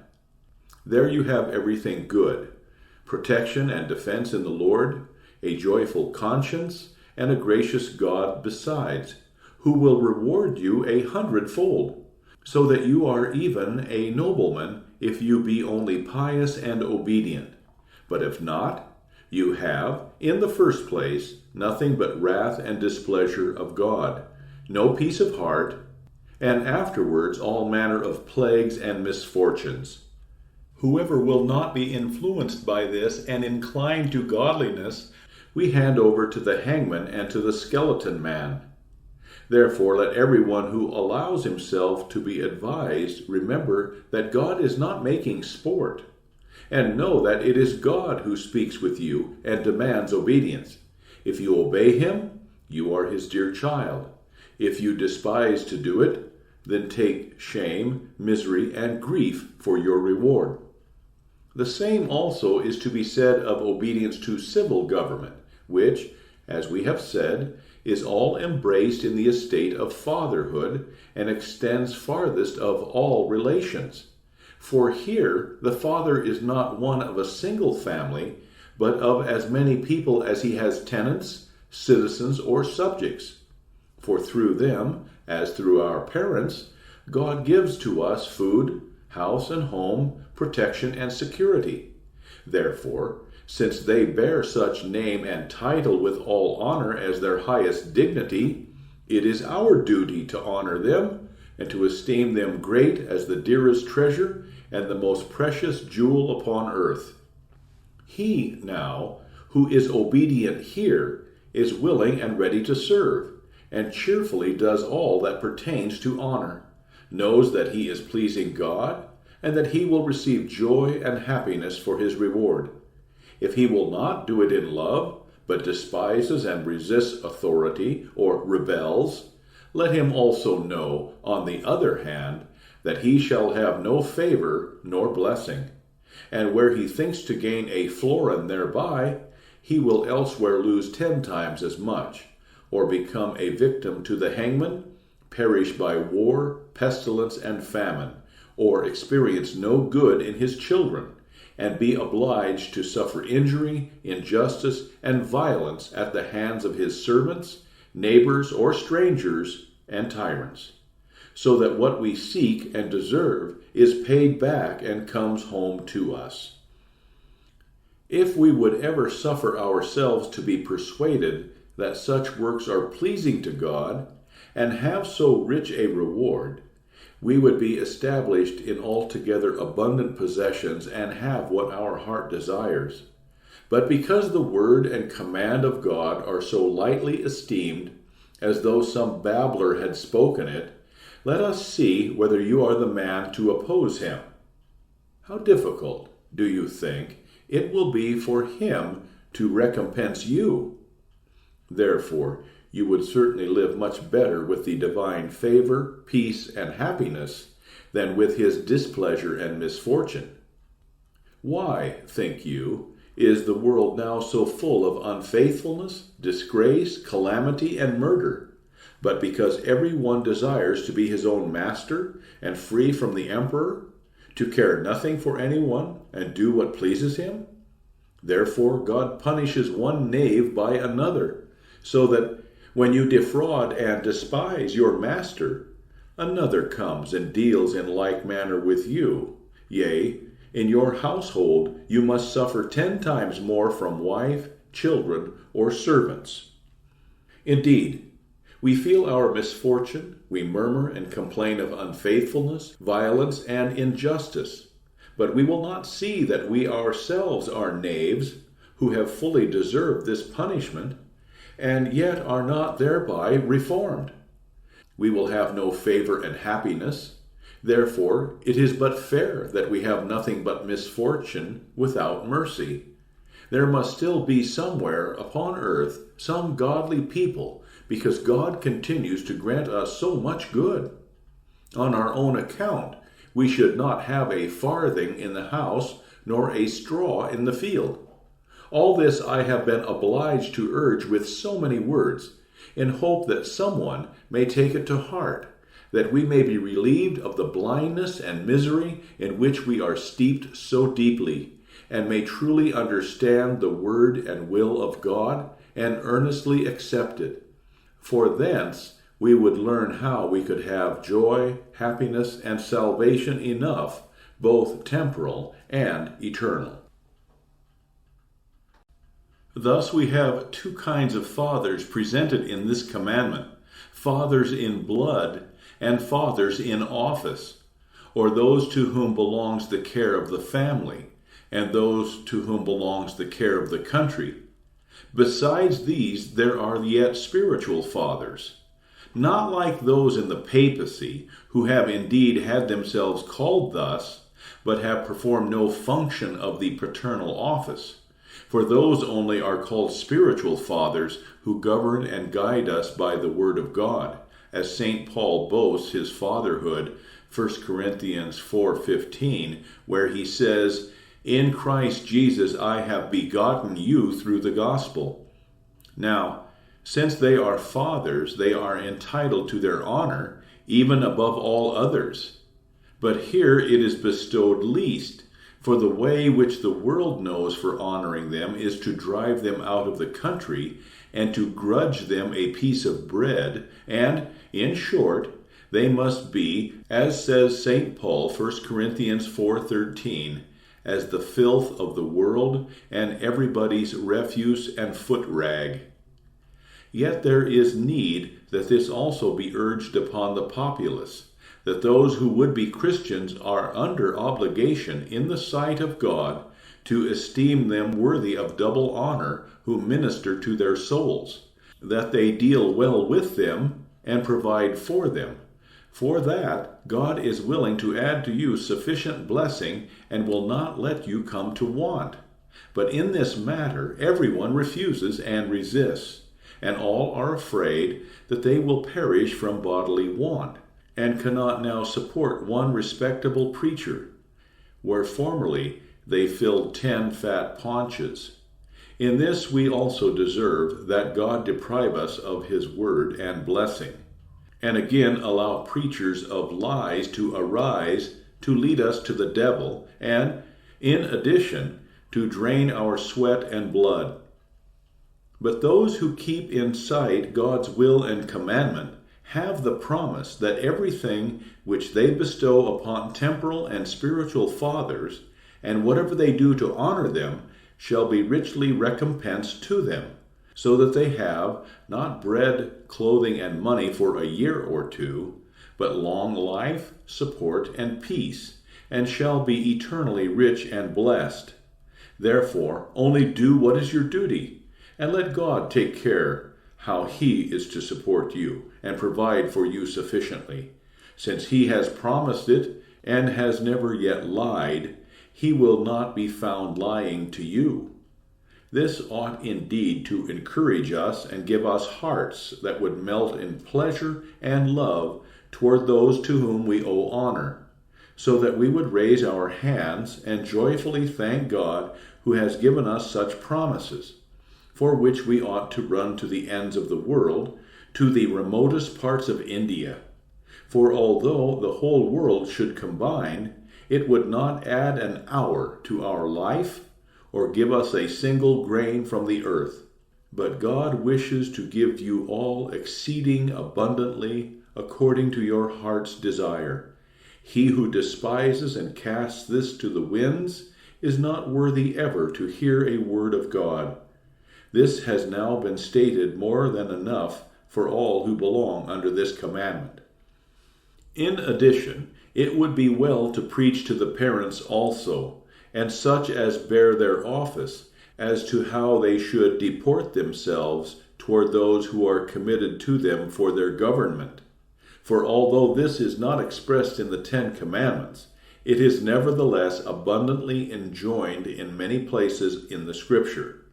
And God desires to have it embraced in this commandment when he speaks of father and mother. For he does not wish to have in this office and government knaves and tyrants, nor does he assign to them this honor, that is, power and authority to govern, that they should have themselves worshipped, but they should consider that they are under obligations of obedience to God, and that, first of all, they should earnestly and faithfully discharge their office, not only to support and provide for the bodily necessities of their children, servants, subjects, etc., but, most of all, to train them to the honor and praise of God. Therefore, do not think that this is left to your pleasure and arbitrary will, but that it is a strict command and injunction of God, to whom also you must give account for it. But here again, the sad plight arises that no one perceives or heeds this, and all live on as though God gave us children for our pleasure or amusement, and servants that we should employ them like a cow or ass, only for work, or as though we were only to gratify our wantonness with our subjects, ignoring them as though it were no concern of ours what they learn or how they live. And no one is willing to see that this is the command of the Supreme Majesty, who will most strictly call us to account and punish us for it, nor that there is so great a need to be so seriously concerned about the young. For if we wish to have excellent and apt persons both for civil and ecclesiastical government, we must spare no diligence, time, or cost in teaching and educating our children, that they may serve God and the world, and we must not think only how we may amass money and possessions for them, for God can indeed, without us, support and make them rich, as he daily does. But for this purpose he has given us children, and issued this command, that we should train and govern them according to his will, else he would have no need of father and mother. Let everyone know, therefore, that it is his duty, on peril of losing the divine favor, to bring up his children above all things in the fear and knowledge of God. And if they are talented, have them learn and study something, that they may be employed for whatever need there is, to have them instructed and trained in a liberal education, that men may be able to have their aid in government and in whatever is necessary. If that were done, God would also richly bless us and give us grace to train men by whom land and people might be improved, and likewise well-educated citizens, chaste and domestic wives, who afterwards would rear godly children and servants. Here consider what deadly injury you are doing if you be negligent and fail on your part to bring up your child to usefulness and piety, and how you bring upon yourself all sin and wrath, thus earning hell by your own children, even though you be otherwise pious and holy. And because this is disregarded, God so fearfully punishes the world that there is no discipline, government, or peace, of which we all complain, but do not see that it is our fault. For as we train them, we have spoiled and disobedient children and subjects. Let this be sufficient exhortation, for to draw this out at length belongs to another time. The Fifth Commandment, Thou shalt not kill. We have now completed both the spiritual and the temporal government, that is, the divine and the paternal authority and obedience. But here now we go forth from our house among our neighbors, to learn how we should live with one another, every one himself toward his neighbor. Therefore, God and government are not included in this commandment, nor is the power to kill, which they have taken away. For God has delegated his authority to punish evildoers to the government instead of parents, who aforetime, as we read in Moses, were required to bring their own children to judgment and sentence them to death. Therefore, what is here forbidden is forbidden to the individual in his relation to anyone else, and not to the government. Now, this commandment is easy enough, and has been often treated, because we hear it annually in the Gospel of St. Matthew, chapter 5, verses 21 and following, where Christ himself explains and sums it up, namely, that we must not kill, neither with hand, heart, mouth, signs, gestures, help, nor counsel. Therefore, it is here forbidden to everyone to be angry, except those, as we said, who are in the place of God, that is, parents and the government. For it is proper for God and for everyone who is in a divine estate to be angry, to reprove and punish, namely, on account of those very persons who transgress this and the other commandments. But the cause and need of this commandment is that God well knows that the world is evil, and that this life has much unhappiness. Therefore, he has placed this and the other commandments between the good and the evil. Now, as there are many assaults upon all commandments, so it happens also in this commandment, that we must live among many people who do us harm, so that we have cause to be hostile to them. As when your neighbor sees that you have a better house and home, a larger family and more fertile fields, greater possessions and fortune from God than he is sulky, envies you, and speaks no good of you. Thus, by the devil's incitement, you will get many enemies who cannot bear to see you have any good, either bodily or spiritual. When we see such people, our hearts, in turn, would rage and bleed and take vengeance. Then there arise cursing and blows, from which follow finally misery and murder. Here, now, God, like a kind father, steps in ahead of us, interposes, and wishes to have the quarrel settled, that no misfortune come of it, nor one destroy another. And briefly, he would hereby protect, set free, and keep in peace everyone against the crime and violence of everyone else, and would have this commandment placed as a wall, fortress, and refuge about our neighbor, that we do him no hurt nor harm in his body. Thus, this commandment aims at this, that no one offend his neighbor on account of any evil deed, even though he have fully deserved it. For where murder is forbidden, all cause also is forbidden, whence murder may originate. For many a one, although he does not kill, yet curses and utters a wish, which would stop a person from running far if it were to strike him in the neck, makes imprecations, which, if fulfilled with respect to anyone, he would not live long.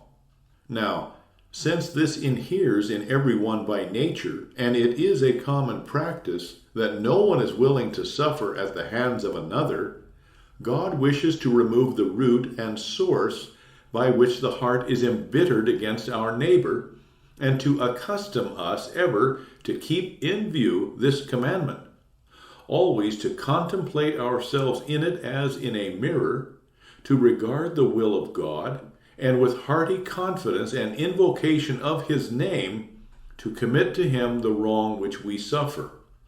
Thus we shall suffer our enemies to rage and be angry, do what they can, and we learn to calm our wrath, and to have a patient, gentle heart, especially toward those who give us cause to be angry, that is, our enemies. Therefore, the entire sum of what it means not to kill is to be impressed most explicitly upon the simple-minded. In the first place, that we harm no one, first with our hand or by deed, then that we do not employ our tongue to instigate or counsel thereto. Further, that we neither use nor assent to any kind of means or methods whereby anyone may be injured. And finally, that the heart be not ill disposed toward anyone, nor from anger and hatred wish him ill, so that body and soul may be innocent in regard to everyone, but especially those who wish you evil or inflict such upon you. For to do evil to one who wishes and does you good is not human, but diabolical. Secondly, under this commandment, not only he is guilty who does evil to his neighbor, but he also who can do him good, prevent, resist evil, defend, and save him, so that no bodily harm or hurt happen to him, and yet does not do it.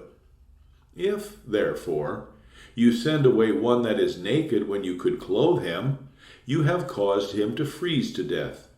If you see one suffer hunger and do not give him food, you have caused him to starve. So also, if you see anyone innocently sentenced to death, or in like distress, and do not save him, although you know ways and means to do so, you have killed him. And it will not avail you to make the pretext that you did not afford any help, counsel, or aid thereto, for you have withheld your love from him, and deprived him of the benefit whereby his life would have been saved. Therefore God also rightly calls all those murderers who do not afford counsel and help in distress and danger of body and life, and will pass a most terrible sentence upon them in the last day, as Christ himself has announced when he shall say, Matthew 25:42 and following, I was hungry, and ye gave me no meat. I was thirsty, and ye gave me no drink. I was a stranger, and ye took me not in. Naked, and ye clothed me not. Sick and in prison, and ye visited me not. That is, you have suffered me and mine to die of hunger, thirst, and cold, would have suffered the wild beast to tear us to pieces, or left us to rot in prison or perish in distress. What else is that but to reproach them as murderers and bloodhounds? For although you have not actually done all this, you have nevertheless, so far as you were concerned, suffered him to pine and perish in misfortune. It is just as if I saw someone navigating and laboring in deep water and struggling against adverse winds, or one fallen into fire, and could extend to him the hand to pull him out and save him, and yet refuse to do it. What else would I appear, even in the eyes of the world, than as a murderer and a criminal? Therefore, it is God's ultimate purpose that we suffer harm to befall no man, but show him all good and love. And, as we have said, it is specially directed toward those who are our enemies. For to do good to our friends is but an ordinary heathen virtue, as Christ says, Matthew 5:46. Here we have again the Word of God, whereby he would encourage and urge us to true, noble, and sublime works, as gentleness, patience, and, in short, love and kindness to our enemies, and would ever remind us to reflect upon the First Commandment, that he is our God, that is, he will help, assist, and protect us, in order that he may thus quench the desire of revenge in us. This we ought to practice and inculcate, and we would have our hands full doing good works. But this would not be preaching for monks. It would greatly detract from the religious estate and infringe upon the sanctity of Carthusians, and would even be regarded as forbidding good works and clearing the convents. For in this wise the ordinary state of Christians would be considered just as worthy, and even worthier, and everybody would see how they mock and delude the world with a false, hypocritical show of holiness, because they have given this or other commandments to the winds, and have esteemed them unnecessary, as though they were not commandments but mere counsels, and have at the same time shamelessly proclaimed and boasted their hypocritical estate and works as the most perfect life, in order that they might lead a pleasant, easy life without the cross and without patience, for which reason, too, they have resorted to the cloisters, so that they might not be obliged to suffer any wrong from anyone or to do him any good. But know now that these are the true, holy, and godly works, in which, with all the angels, he rejoices, in comparison with which all human holiness is but stench and filth, and besides, deserves nothing but wrath and damnation. The Sixth Commandment. Thou shalt not commit adultery. These commandments now that follow are easily understood from the explanation of the preceding, for they are all to the effect that we be careful to avoid doing any kind of injury to our neighbor, but they are arranged in fine, elegant order. In the first place, they treat of his own person. Then they proceed to the person nearest him, or the closest possession next after his body, namely, his wife, who is one flesh and blood with him, so that we cannot inflict a higher injury upon him in any good that is his. Therefore, it is explicitly forbidden here to bring any disgrace upon him in respect to his wife. And it really aims at adultery, because among the Jews it was ordained and commanded that everyone must be married. Therefore also the young were early provided for, or married, so that the virgin state was held in small esteem. Neither were public prostitution and lewdness tolerated as now. Therefore adultery was the most common form of unchastity among them. But because among us there is such a shameful mess, and the very dregs of all vice and lewdness, This commandment is directed also against all manner of unchastity, whatever it may be called.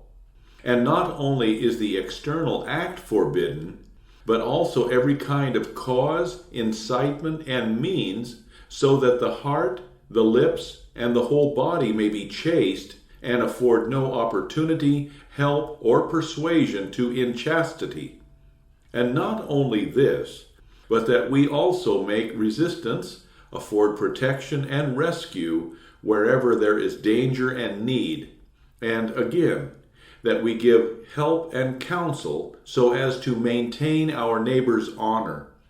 For whenever you omit this, when you could make resistance, or connive at it as if it did not concern you, you are as truly guilty as the one perpetrating the deed.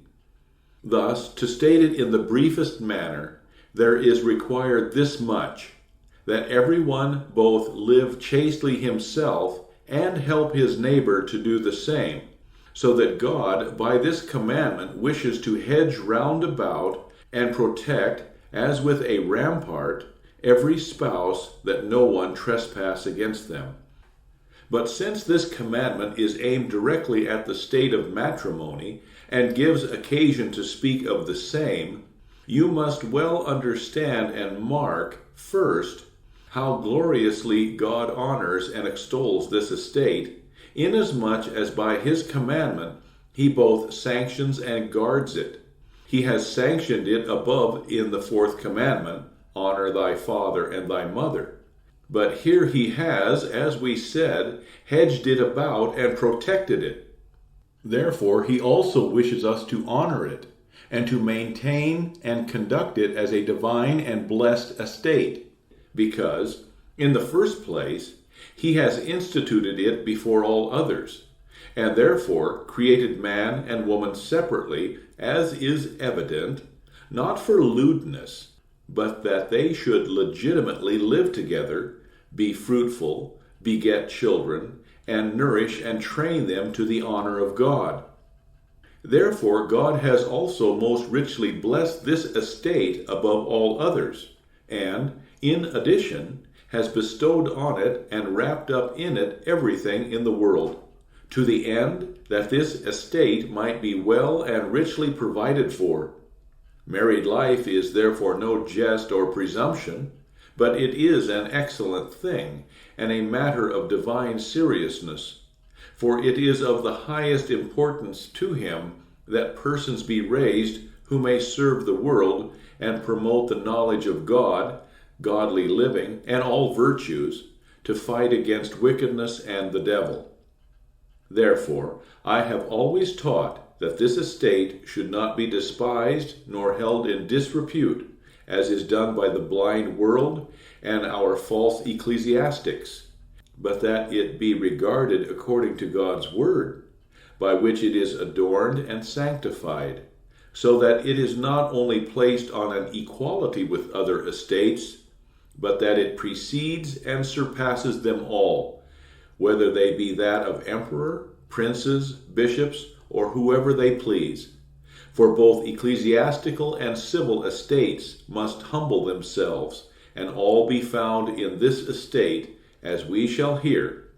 Therefore, it is not a peculiar estate, but the most common and noblest estate, which pervades all Christendom, yea, which extends through all the world.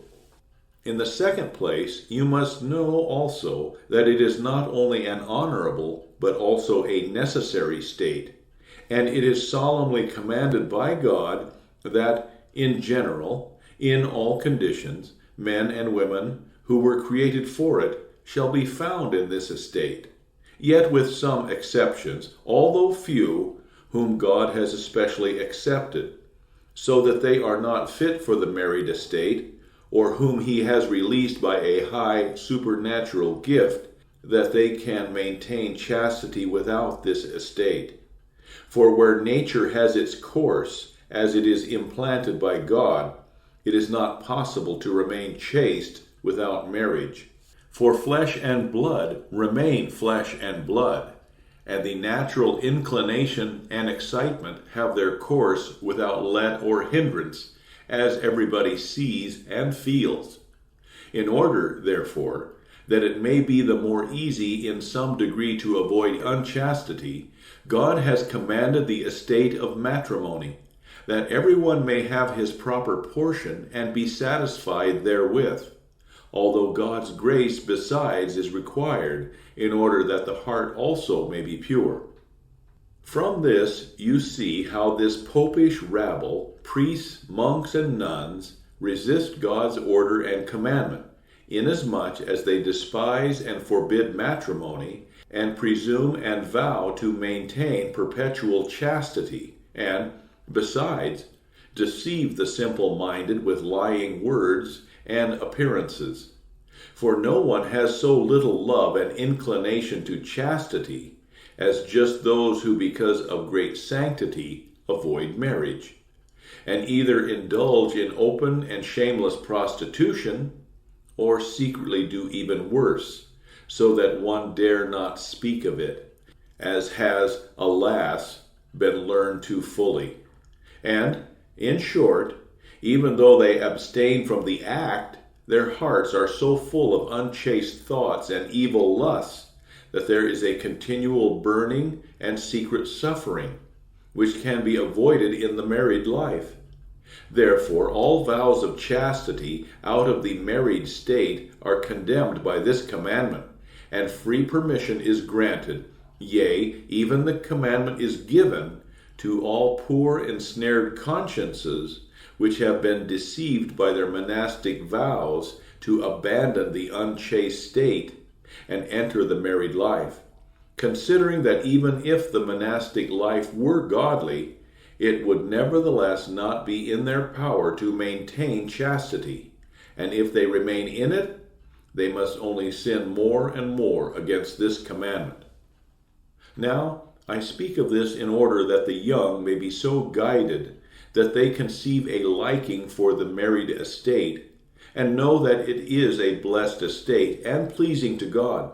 For in this way we might, in the course of time, bring it about that married life be restored to honor, and that there might be less of the filthy, dissolute, disorderly doings which now run riot the world over in open prostitution and other shameful vices arising from disregard of married life.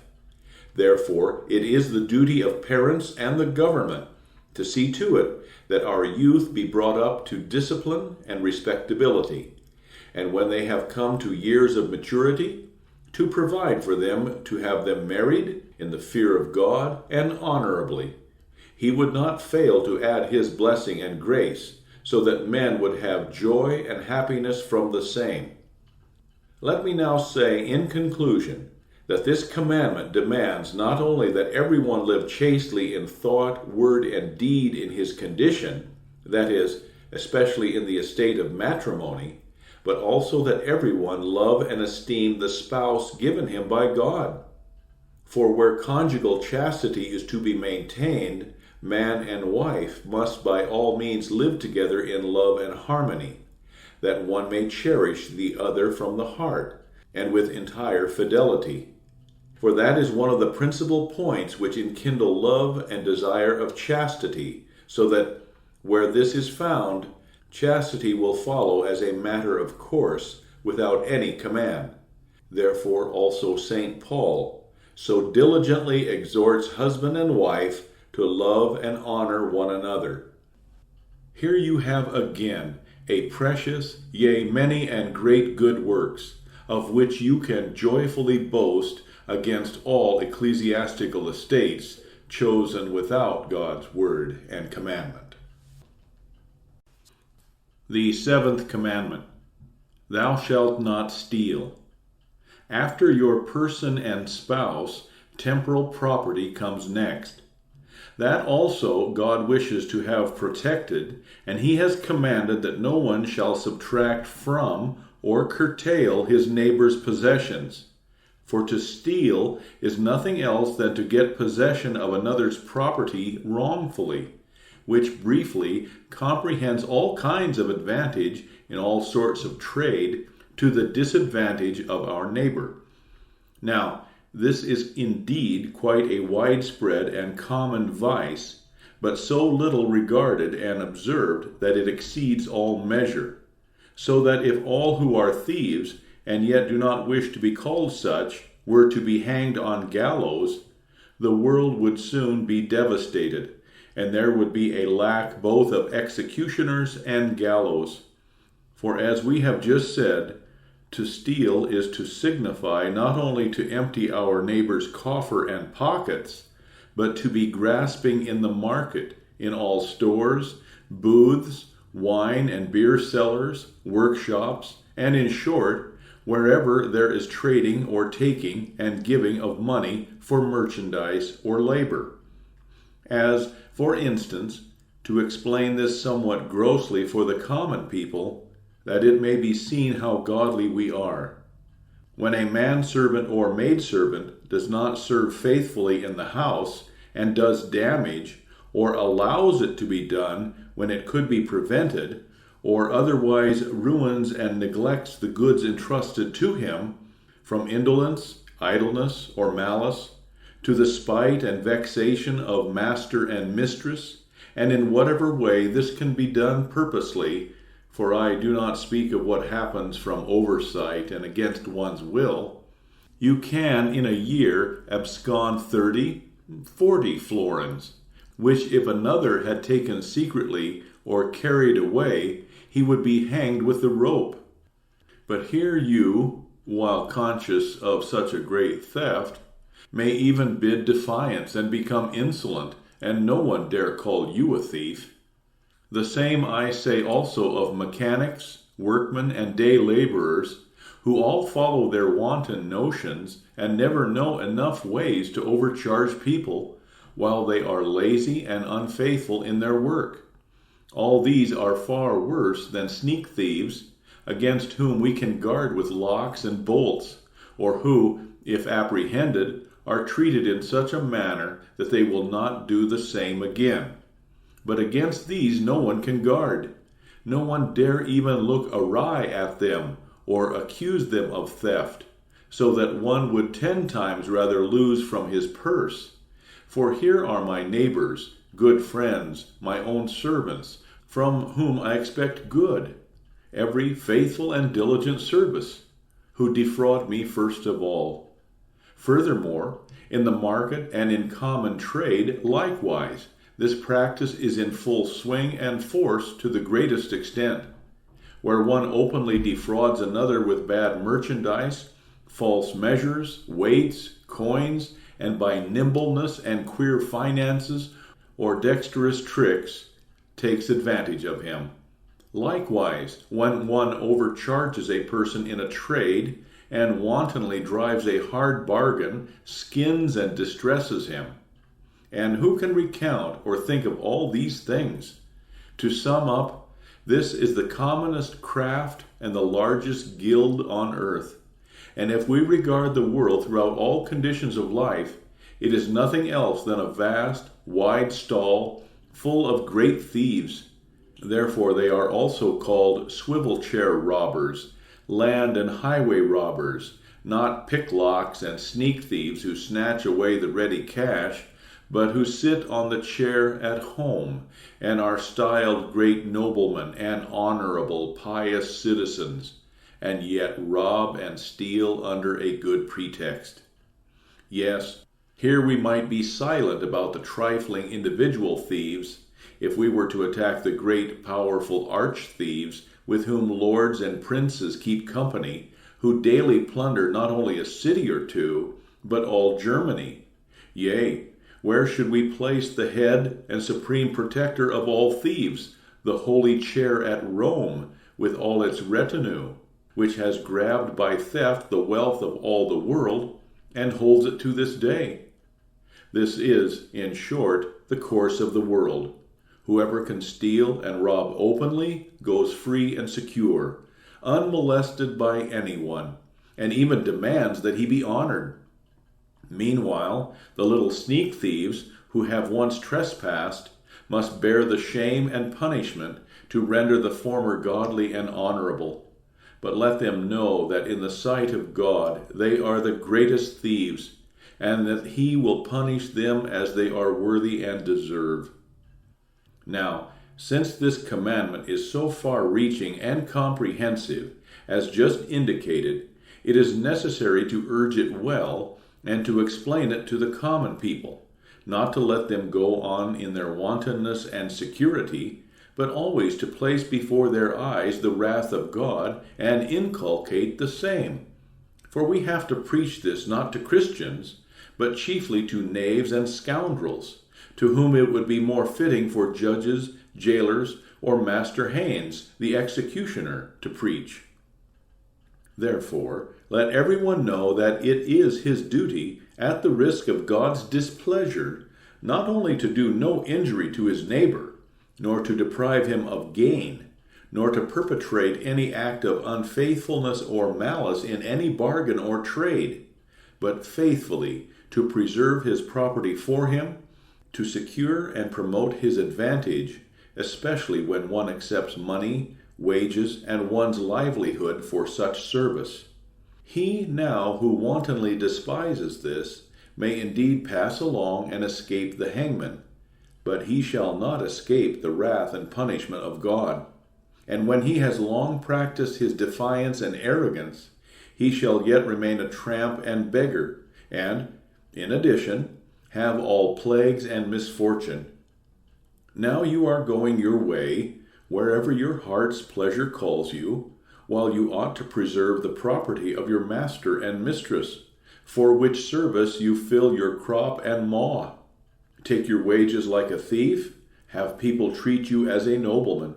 For there are many that are even insolent towards their masters and mistresses, and are unwilling to do them a favor or service by which to protect them from loss. But reflect what you will gain when, having come into your own property, and being set up in your own home, to which God will help all misfortunes, it will bob up again and come home to you. And you will find that where you have cheated or done injury to the value of 1 mite, you will have to pay 30 again. Such shall be the lot also of mechanics and day laborers, of whom we are now obliged to hear and suffer such intolerable maliciousness, as though they were noblemen in another's possessions, and every one were obliged to give them what they demand. Just let them continue practicing their exactions as long as they can.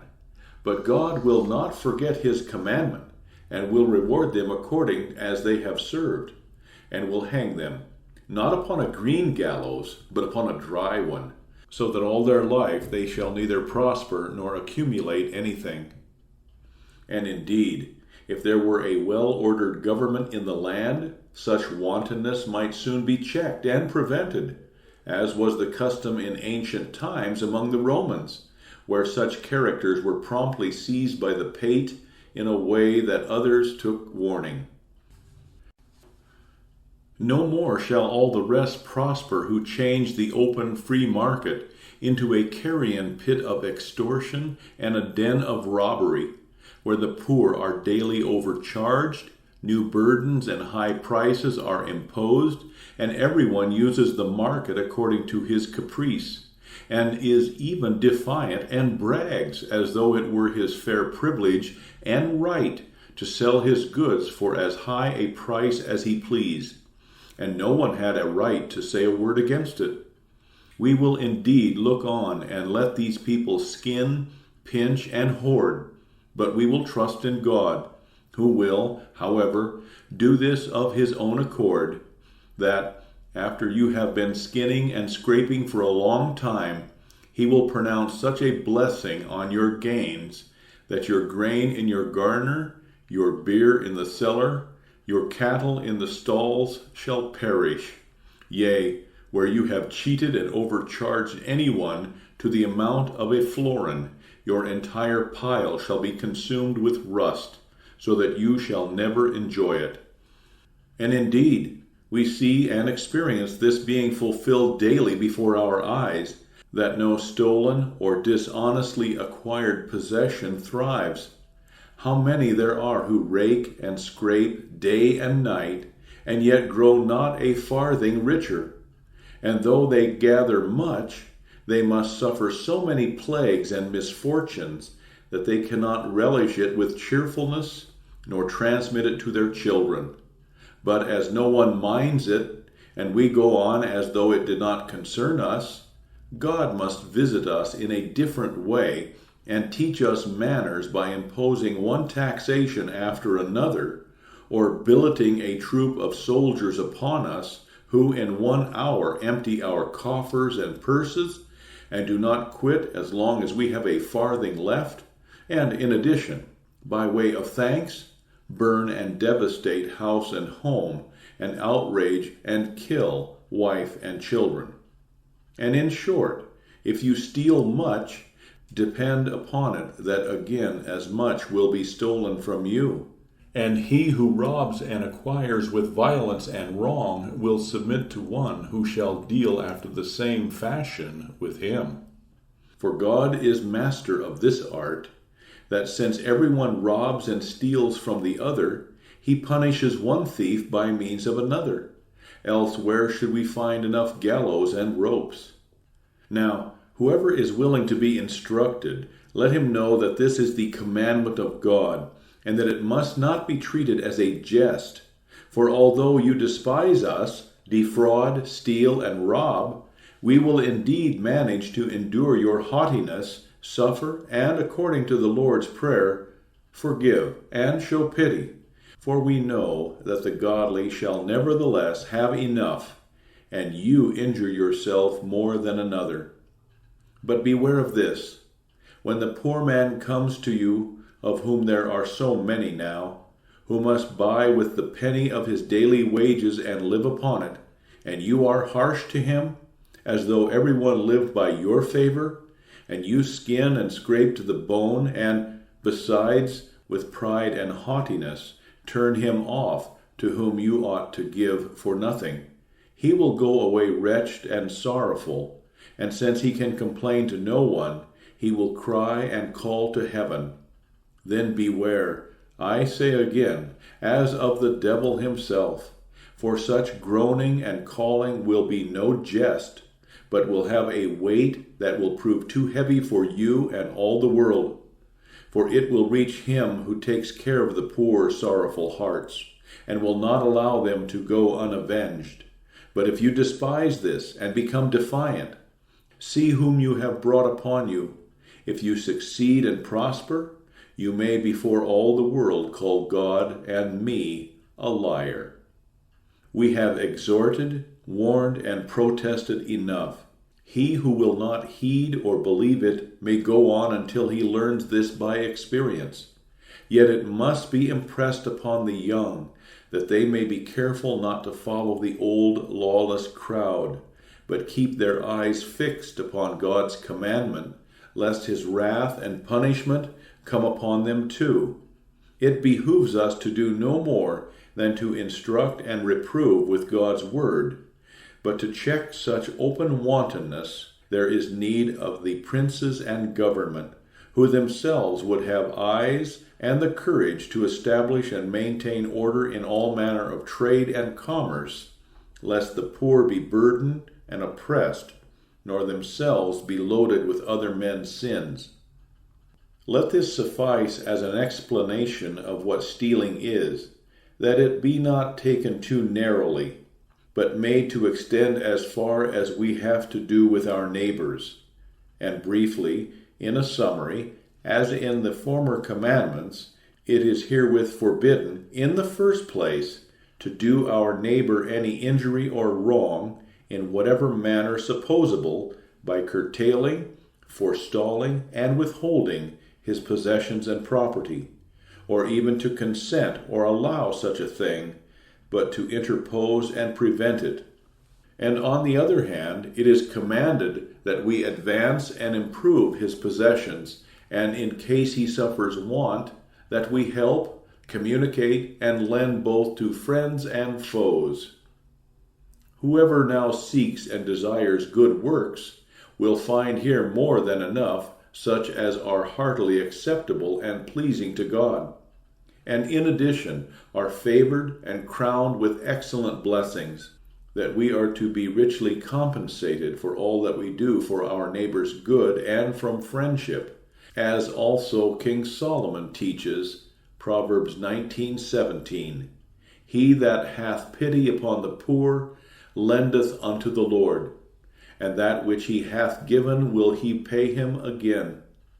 Here, then, you have a rich Lord, who is certainly sufficient for you, and who will not suffer you to come short in anything or to want.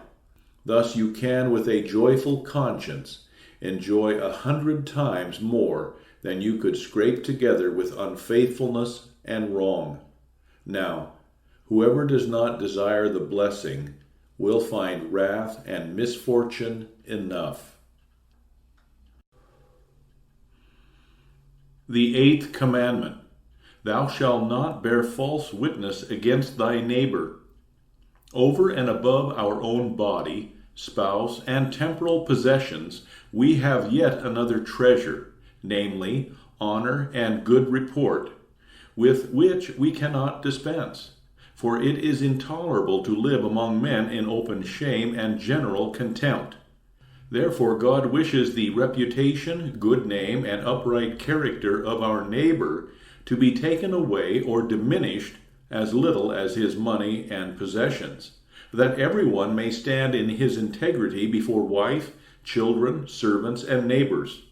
And, in the first place, we take the plainest meaning of this commandment according to the words, "Thou shalt not bear false witness," as pertaining to the public courts of justice, where a poor innocent man is accused and oppressed by false witnesses in order to be punished in his body, property, or honor.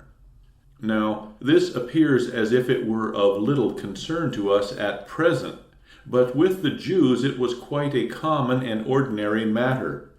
For the people were organized under an excellent and regular government, and where there is still such a government, instances of this sin will not be wanting. The cause of it is that where judges, burgomeisters, princes, or others in authority sit in judgment, things never fail to go according to the course of the world. Namely, men do not like to offend anybody, flatter and speak to gain favor, money, prospects, or friendship, and in consequence, a poor man and his cause must be oppressed, denounced as wrong, and suffer punishment. And it is a common calamity in the world that in courts of justice there seldom preside godly men. For to be a judge requires above all things a godly man, and not only a godly, but also a wise, modest, yea, a brave and bold man. Likewise, to be a witness requires a fearless and especially a godly man. For a person who is to judge all matters rightly and carry them through with his decision will often offend good friends, relatives, neighbors, and the rich and powerful, who can greatly serve or injure him. Therefore, he must be quite blind, have his eyes and ears closed, neither see nor hear, but go straight forward in everything that comes before him, and decide accordingly. Therefore, this commandment is given first of all, that everyone shall help his neighbor to secure his rights, and not allow them to be hindered or twisted, but shall promote and strictly maintain them, no matter whether he be judge or witness, and let it pertain to whatsoever it will.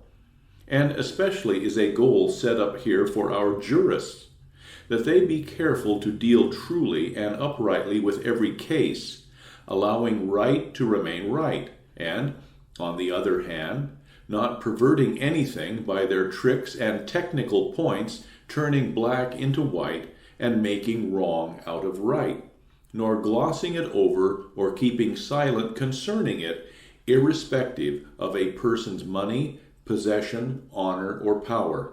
This is one part and the plainest sense of this commandment concerning all that takes place in court. Next, It extends very much further. If we are to apply it to spiritual jurisdiction or administration, here it is a common occurrence that everyone bears false witness against his neighbor. For wherever there are godly preachers and Christians, they must bear the sentence before the world that they are called heretics, apostates, yea, seditious and desperately wicked miscreants. Besides, the word of God must suffer in the most shameful and malicious manner, being persecuted, blasphemed, contradicted, perverted, and falsely cited and interpreted. But let this pass, for it is the way of the blind world that she condemns and persecutes the truth and the children of God, and yet esteems it no sin. In the third place, what concerns us all, this commandment forbids all sins of the tongue, whereby we may injure or approach too closely to our neighbor. For to bear false witness is nothing else than a work of the tongue. Now, whatever is done with the tongue against a fellow man, God would have prohibited, whether it be false preachers with their doctrine and blasphemy, false judges and witnesses with their verdict, or outside of court by lying and evil speaking. Here belongs particularly the detestable, shameful vice of speaking behind a person's back and slandering, to which the devil spurs us on, and of which there would be much to be said. For it is a common evil plague that everyone prefers hearing evil to hearing good of his neighbor. And although we ourselves are so bad that we cannot suffer that anyone should say anything bad about us, but everyone would much rather that all the world would speak of him in terms of gold.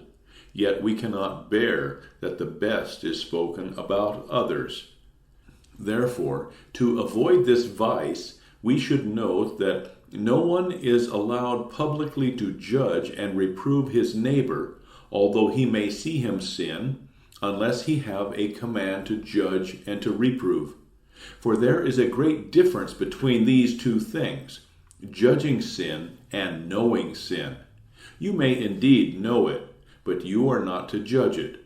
I can indeed see and hear that my neighbor sins, but I have no command to report it to others. Now, if I rush in, judging and passing sentence, I fall into a sin which is greater than his. But if you know it, do nothing else than turn your ears into a grave and cover it, until you are appointed to be judge and to punish by virtue of your office. Those, then, are called slanderers, who are not content with knowing a thing, but proceed to assume jurisdiction, and when they know a slight offense of another, carry it into every corner, and are delighted and tickled that they can stir up another's displeasure, as swine roll themselves in the dirt and root in it with the snout. This is nothing else than meddling with the judgment and office of God, and pronouncing sentence and punishment with the most severe verdict. For no judge can punish to a higher degree, nor go farther than to say, he is a thief, a murderer, a traitor, etc. Therefore, whoever presumes to say the same of his neighbor goes just as far as the emperor and all governments. For although you do not wield the sword, you employ your poisonous tongue to the shame and hurt of your neighbor. God, therefore, would have it prohibited that anyone speak evil of another, even though he be guilty, and the latter know it right well, much less if he do not know it, and have it only from hearsay. But you say, shall I not say it if it be the truth? Answer, why do you not make accusation to regular judges? I cannot prove it publicly, and hence I might be silenced and turned away in a harsh manner. Indeed, do you smell the roast? If you do not trust yourself to stand before the proper authorities and to make answer, then hold your tongue. But if you know it for yourself and not for another. For if you tell it to others, although it be true, you will appear as a liar, because you cannot prove it, and you are, besides, acting like a knave. For we ought never to deprive anyone of his honor or good name, unless it first be taken away from him publicly. False witness, then, is everything which cannot be properly proved. Therefore, what is not manifest upon sufficient evidence, no one shall make public or declare for truth. And, in short, whatever is secret should be allowed to remain secret, or, at any rate, should be secretly reproved, as we shall hear. Therefore, if you encounter an idle tongue which betrays and slanders someone, contradict such a one promptly to his face, that he may blush. Thus many a one will hold his tongue, who else would bring some poor man into bad repute, from which he would not easily extricate himself. For honor and a good name are easily taken away, but not easily restored. Thus you see that it is summarily forbidden to speak any evil of our neighbor.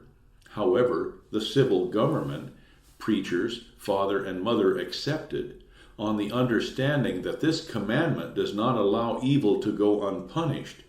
Now, as according to the Fifth Commandment, no one is to be injured in body, and yet Master Haynes, the executioner, is excepted, who by virtue of his office does his neighbor no good, but only evil and harm, and nevertheless does not sin against God's commandment, because God has on his own account instituted that office, for he has reserved punishment for his own good pleasure, as he threatens in the First Commandment. Just so also, although no one has a right in his own person to judge and condemn anybody, yet if they, to whose office it belongs, fail to do it, they sin as well as he who would not do so of his own accord, without such office. For here necessity requires one to speak of the evil, to prefer charges, to investigate and testify. And it is not different from the case of a physician who is sometimes compelled to examine and handle the patient whom he is to cure in secret parts. Just so governments, father and mother, brothers and sisters, and other good friends are under obligation to each other to reprove evil wherever it is needful and profitable.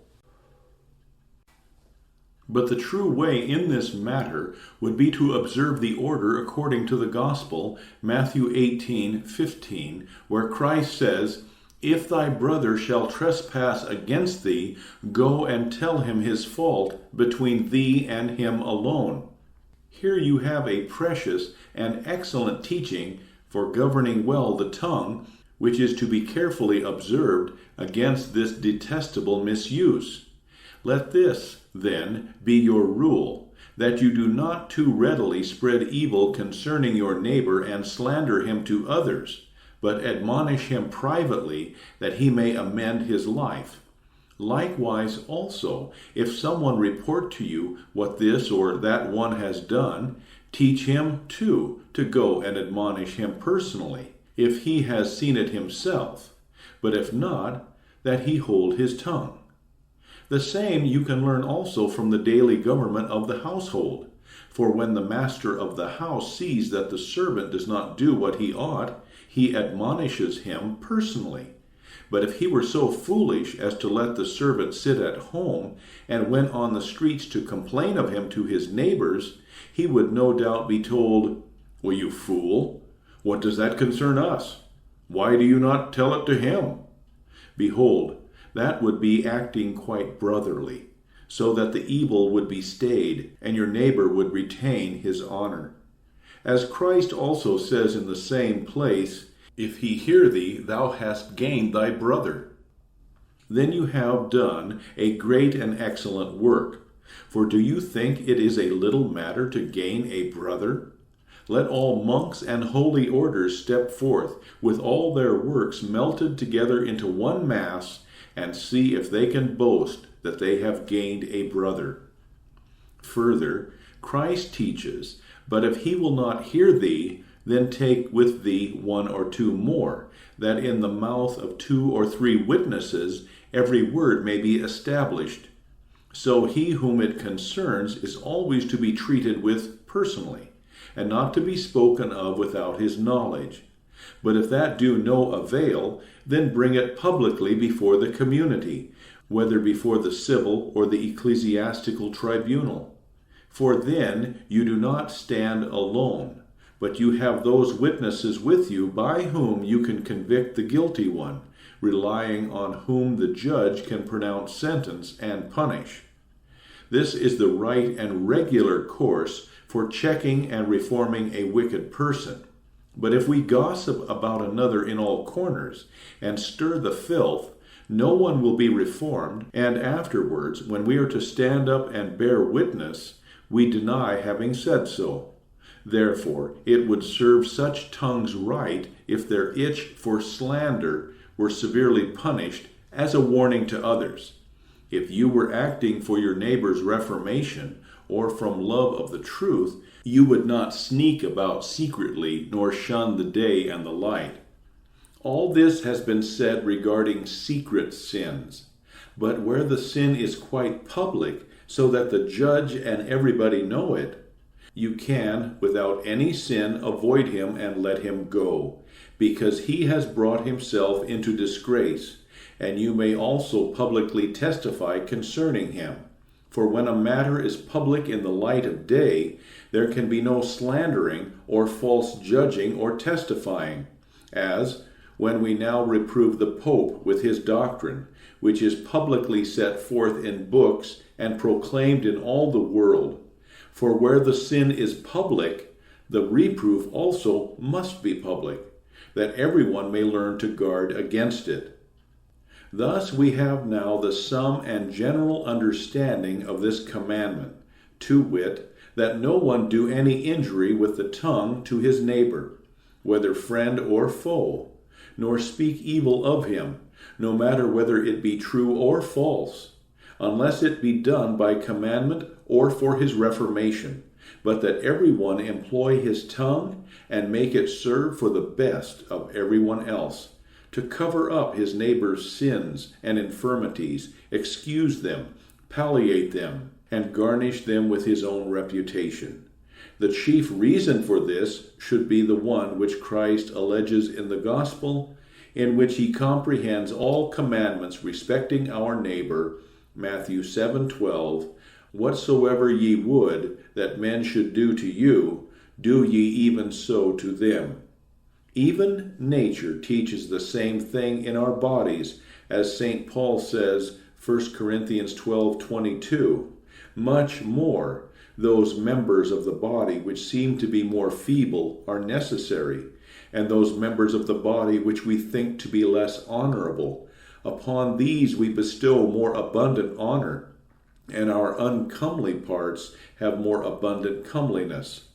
No one covers his face, eyes, nose, and mouth, for they, being in themselves the most honorable members which we have, do not require it.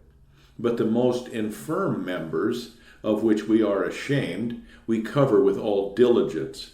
Hands, eyes, and the whole body must help to cover and conceal them.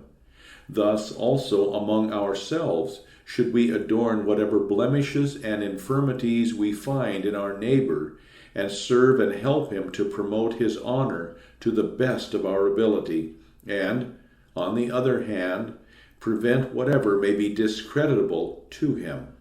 And it is especially an excellent and noble virtue for one always to explain advantageously and put the best construction upon all he may hear of his neighbor, if it be not notoriously evil, or at any rate to condone it over and against the poisonous tongues that are busy wherever they can pry out and discover something to blame in a neighbor, and that explain and pervert it in the worst way, as is done now, especially with the precious word of God and its preachers.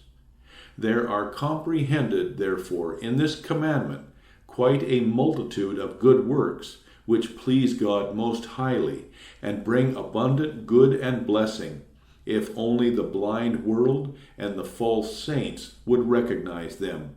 For there is nothing on or in entire man which can do both greater and more extensive good or harm in spiritual and in temporal matters than the tongue, though it is the least and feeblest member. The 9th and 10th Commandments. Thou shalt not covet thy neighbor's house. Thou shalt not covet thy neighbor's wife, nor his manservant, nor his maidservant, nor his cattle, nor anything that is his. These 2 commandments are given quite exclusively to the Jews. Nevertheless, in part they also concern us. For they do not interpret them as referring to unchastity or theft, because these are sufficiently forbidden above. They also thought that they had kept all those when they had done or not done the external act. Therefore, God has added these 2 commandments in order that it be esteemed as sin and forbidden to desire or in any way to aim at getting our neighbor's wife or possessions. And especially because under the Jewish government, manservants and maidservants were not free as now to serve for wages as long as they pleased, but were their master's property with their body and all they had, as cattle and other possessions. Moreover, every man had power over his wife to put her away publicly by giving her a bill of divorce, and to take another. Therefore, they were in constant danger among each other that if one took a fancy to another's wife, he might allege any reason both to dismiss his own wife and to estrange the other's wife from him, that he might obtain her under pretext of right. That was not considered a sin nor disgrace with them, as little as now with hired help, when a proprietor dismisses his manservant or maidservant, or takes another's servants from him in any way. Therefore, I say, they thus interpreted these commandments, and that rightly, although their scope reaches somewhat farther and higher, that no one think or purpose to obtain what belongs to another, such as his wife, servants, house and estate, land, meadows, cattle, even with a show of right or by a subterfuge, yet with injury to his neighbor. For above, in the 7th Commandment, the vice is forbidden where one wrests to himself the possessions of others, or withholds them from his neighbor, which he cannot do by right. But here it is also forbidden to alienate anything from your neighbor, even though you could do so with honor in the eyes of the world, so that no one could accuse or blame you as though you had obtained it wrongfully. For we are so inclined by nature that no one desires to see another have as much as himself, and each one acquires as much as he can. The other may fare as best he can. And yet we pretend to be godly, know how to adorn ourselves most finely, and conceal our rascality, resort to and invent adroit devices and deceitful artifices, such as now are daily most ingenuously contrived, as though they were derived from the law codes. Yea, we even dare impertinently to refer to it and boast of it, and will not have it called rascality, but shrewdness and caution. In this, lawyers and jurists assist, who twist and stretch the law to suit it to their cause, stress words, and use them for a subterfuge, irrespective of equity or their neighbor's necessity. And, in short, whoever is the most expert and cunning in these affairs finds most help in law, as they themselves say, the laws favor the watchful. This last commandment, therefore, is given not for rogues in the eyes of the world, but just for the most pious, who wish to be praised and be called honest and upright people, since they have not offended against the former commandments, as especially the Jews claim to be, and even now many great noblemen, gentlemen, and princes. For the other common masses belong yet farther down, under the Seventh Commandment, as those who are not much concerned whether they acquire their possessions with honor and right.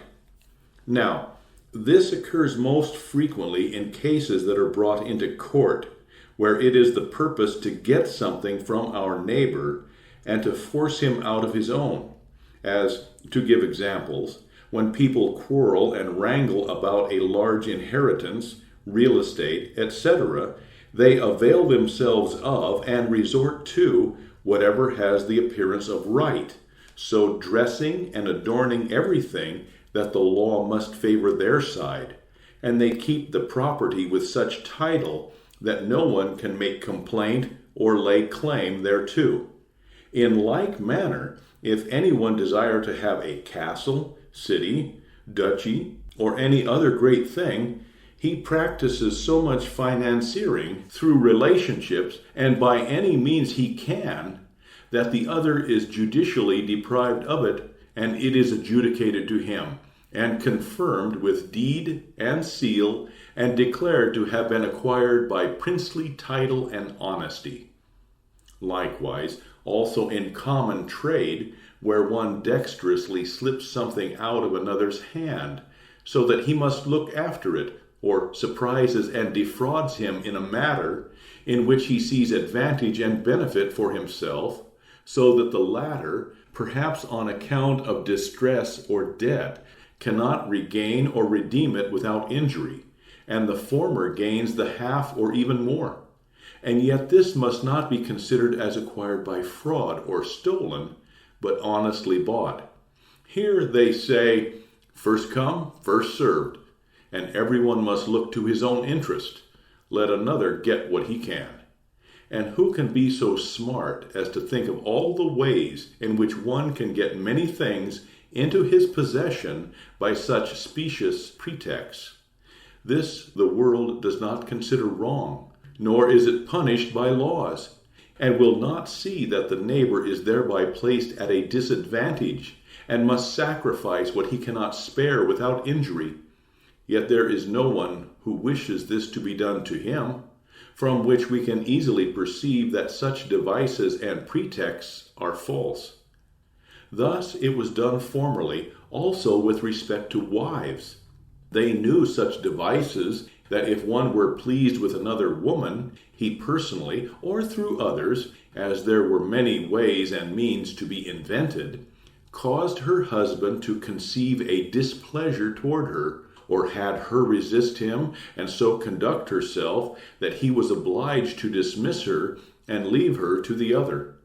That sort of thing undoubtedly prevailed much under the law, as also we read in the Gospel of King Herod, that he took his brother's wife while he was yet living, and yet wished to be thought an honorable, pious man, as St. Mark also testifies of him.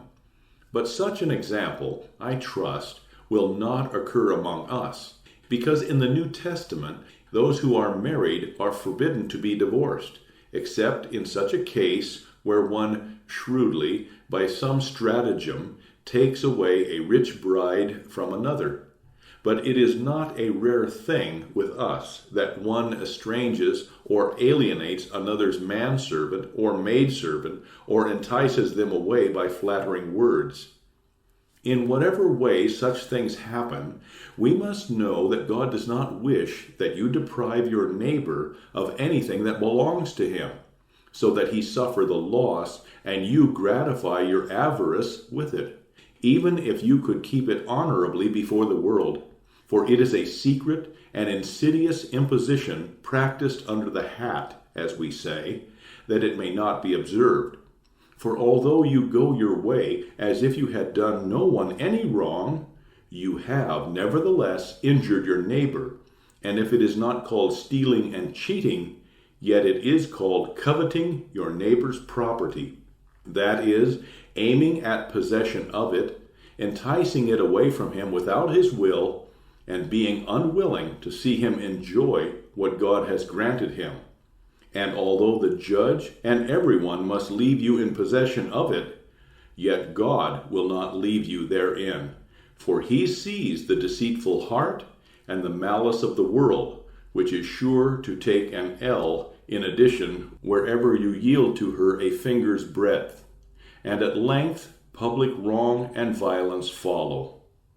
Therefore, we allow these commandments to remain in their ordinary meaning, that it is commanded, first, that we do not desire our neighbor's damage, nor even assist, nor give occasion for it, but gladly wish and leave him what he has, and, besides, advance and preserve for him what may be for his profit and service, as we should wish to be treated.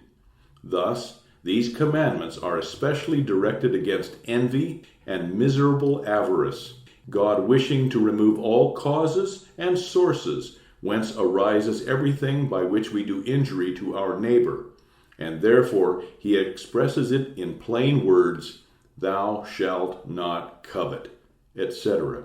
For he would especially have the heart pure, although we shall never attain to that as long as we live here, so that this commandment will remain, like all the rest, one that will constantly accuse us and show how godly we are in the sight of God. Conclusion of the Ten Commandments. Thus we have the Ten Commandments, a compend of divine doctrine, as to what we are to do in order that our whole life may be pleasing to God, and the true fountain and channel from and in which everything must arise and flow that is to be a good work, so that outside of the Ten Commandments no work or thing can be good or pleasing to God, however great or precious it be in the eyes of the world. Let us see now what our great saints can boast of their spiritual orders and their great and grievous works, which they have invented and set up, while they let these pass, as though they were far too insignificant, or had long ago been perfectly fulfilled. I am of opinion indeed, that here one will find his hands full, and will have enough to do to observe these, namely, meekness, patience, and love towards enemies, chastity, kindness, etc., and what such virtues imply.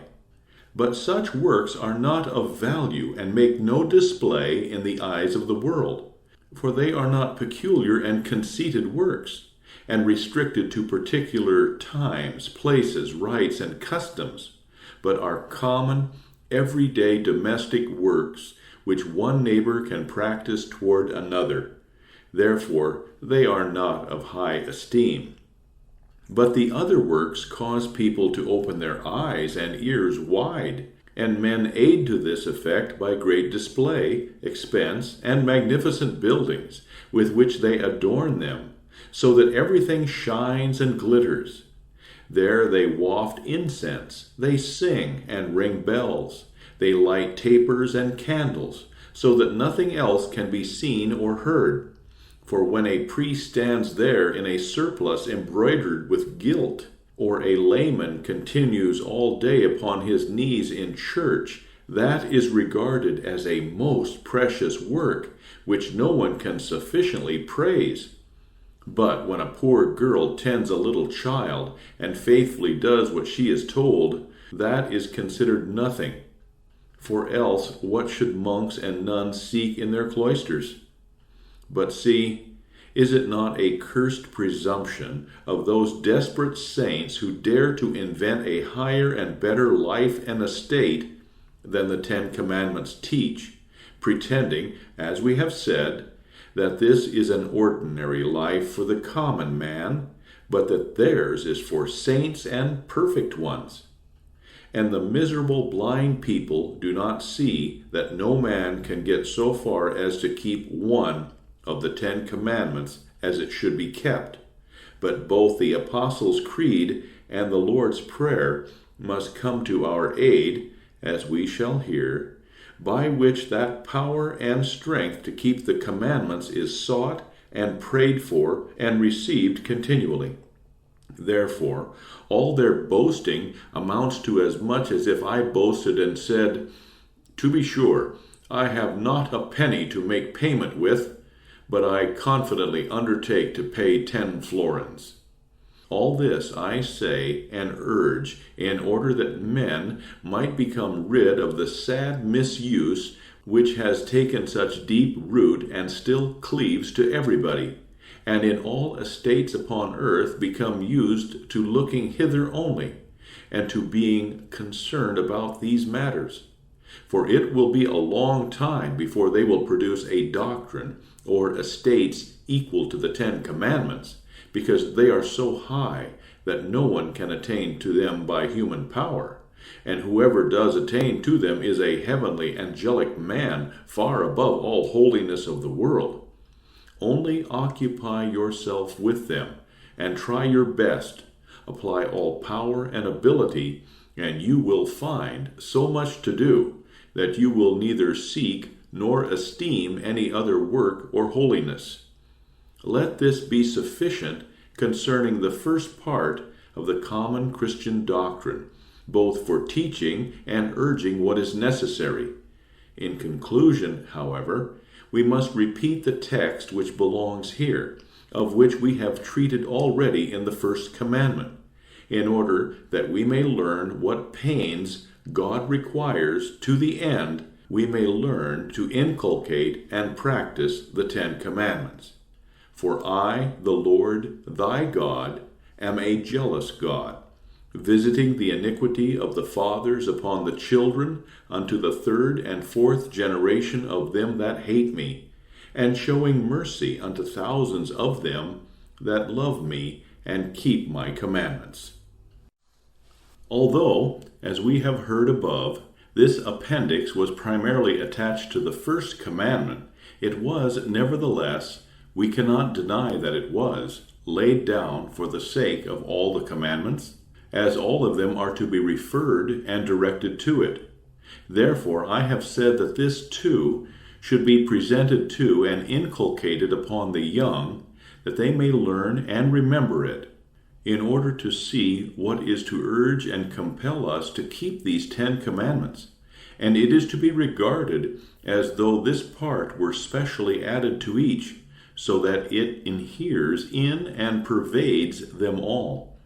Now, there is comprehended in these words, as said before, both an angry word of threatening and a friendly promise to terrify and warn us, and, moreover, to induce and encourage us to receive and highly esteem his word as a matter of divine earnestness, because he himself declares how much he is concerned about it, and how rigidly he will enforce it, namely, that he will horribly and terribly punish all who despise and transgress his commandments, and again, how richly he will reward, bless, and do all good to those who hold them in high esteem, and gladly do and live according to them. Thus, he demands that all our works proceed from a heart which fears and regards God alone, and from such fear avoids everything that is contrary to his will, lest it should move him to wrath, and, on the other hand, also trusts in him alone, and from love to him does all he wishes, because he speaks to us as friendly as a father, and offers us all grace and every good. Just this is also the meaning and true interpretation of the first and chief commandment, from which all the others must flow and proceed, so that this word, "Thou shalt have no other gods before me," in its simplest meaning states nothing else than this demand: "Thou shalt fear, love, and trust in me as thine only true God." For where there is a heart thus disposed towards God, the same has fulfilled this and all the other commandments. On the other hand, whoever fears and loves anything else in heaven and upon earth will keep neither this nor any. Thus the entire Scriptures have everywhere preached and inculcated this commandment, aiming always at these two things, fear of God and trust in Him. And especially the prophet David throughout the Psalms, as when he says, Psalm 147:11, "The Lord taketh pleasure in them that fear Him, in those that hope in His mercy," as if the entire commandment were explained by one verse, as much as to say, "The Lord taketh pleasure in those who have no other gods." Thus, the First Commandment is to shine and impart its splendor to all the others. Therefore, you must let this declaration run through all the commandments, like a hoop in a wreath, joining the end to the beginning and holding them all together, that it be continually repeated and not forgotten, as, namely, in the Second Commandment, that we fear God and do not take His name in vain, for cursing, lying, deceiving, and other modes of leading men astray, or rascality, but make proper and good use of it by calling upon Him in prayer, praise, and thanksgiving, derived from love and trust according to the First Commandment. In like manner, such fear, love, and trust is to urge and force us not to despise His word, but gladly to learn, hear, and esteem it holy and honor it. Thus, continuing through all the following commandments towards our neighbor, likewise, everything is to proceed by virtue of the First Commandment, to wit, that we honor father and mother, masters and all in authority, and be subject and obedient to them, not on their own account, but for God's sake. For you are not to regard or fear father or mother, or from love of them do or omit anything, but to see that which God would have you do, and what He will quite surely demand of you. If you omit that, you have an angry judge, but in the contrary case, a gracious Father. Again, that you do your neighbor no harm, injury, or violence, nor in any wise encroach upon him as touching his body, wife, property, honor, or rights, as all these things are commanded in their order, even though you have opportunity and cause to do so, and no man would reprove you, but that you do good to all men, help them, and promote their interest, howsoever and wherever you can, purely from love of God, and in order to please Him, in the confidence that He will abundantly reward you for everything. Thus you see how the First Commandment is the chief source and fountainhead which flows into all the rest, and again, all return to that and depend upon it, so that beginning and end are fastened and bound to each other. This, I say, it is profitable and necessary always to teach to the young people, to admonish them and to remind them of it, that they may be brought up not only with blows and compulsion like cattle, but in the fear and reverence of God. For where this is considered and laid to heart, that these things are not human trifles, but the commandments of the divine Majesty, who insists upon them with such earnestness, is angry with and punishes those who despise them, and, on the other hand, abundantly rewards those who keep them, there will be a spontaneous impulse and a desire gladly to do the will of God. Therefore, it is not in vain that it is commanded in the Old Testament to write the 10 Commandments on all walls and corners, yes, even on the garments, not for the sake of merely having them written in these places and making a show of them, as did the Jews, but that we might have our eyes continually fixed upon them, and have them always in our memory, and that we might practice them in all our actions and ways, and every one make them his daily exercise in all cases, in every business and transaction, as though they were written in every place, wherever he would look, yea, wherever he walks or stands. Thus there would be occasion enough, both at home in our own house and abroad with our neighbors, to practice the 10 Commandments, that no one need run far for them. From this, it again appears how highly these 10 Commandments are to be exalted and extolled above all estates, commandments, and works which are taught and practiced aside from them. For here we can boast and say, let all the wise and saints step forth and produce, if they can, a single work like these commandments, upon which God insists with such earnestness, and which he enjoins with his greatest wrath and punishment, and, besides, adds such glorious promises that he will pour out upon us all good things and blessings. Therefore, they should be taught above all others, and be esteemed precious and dear as the highest treasure given by God.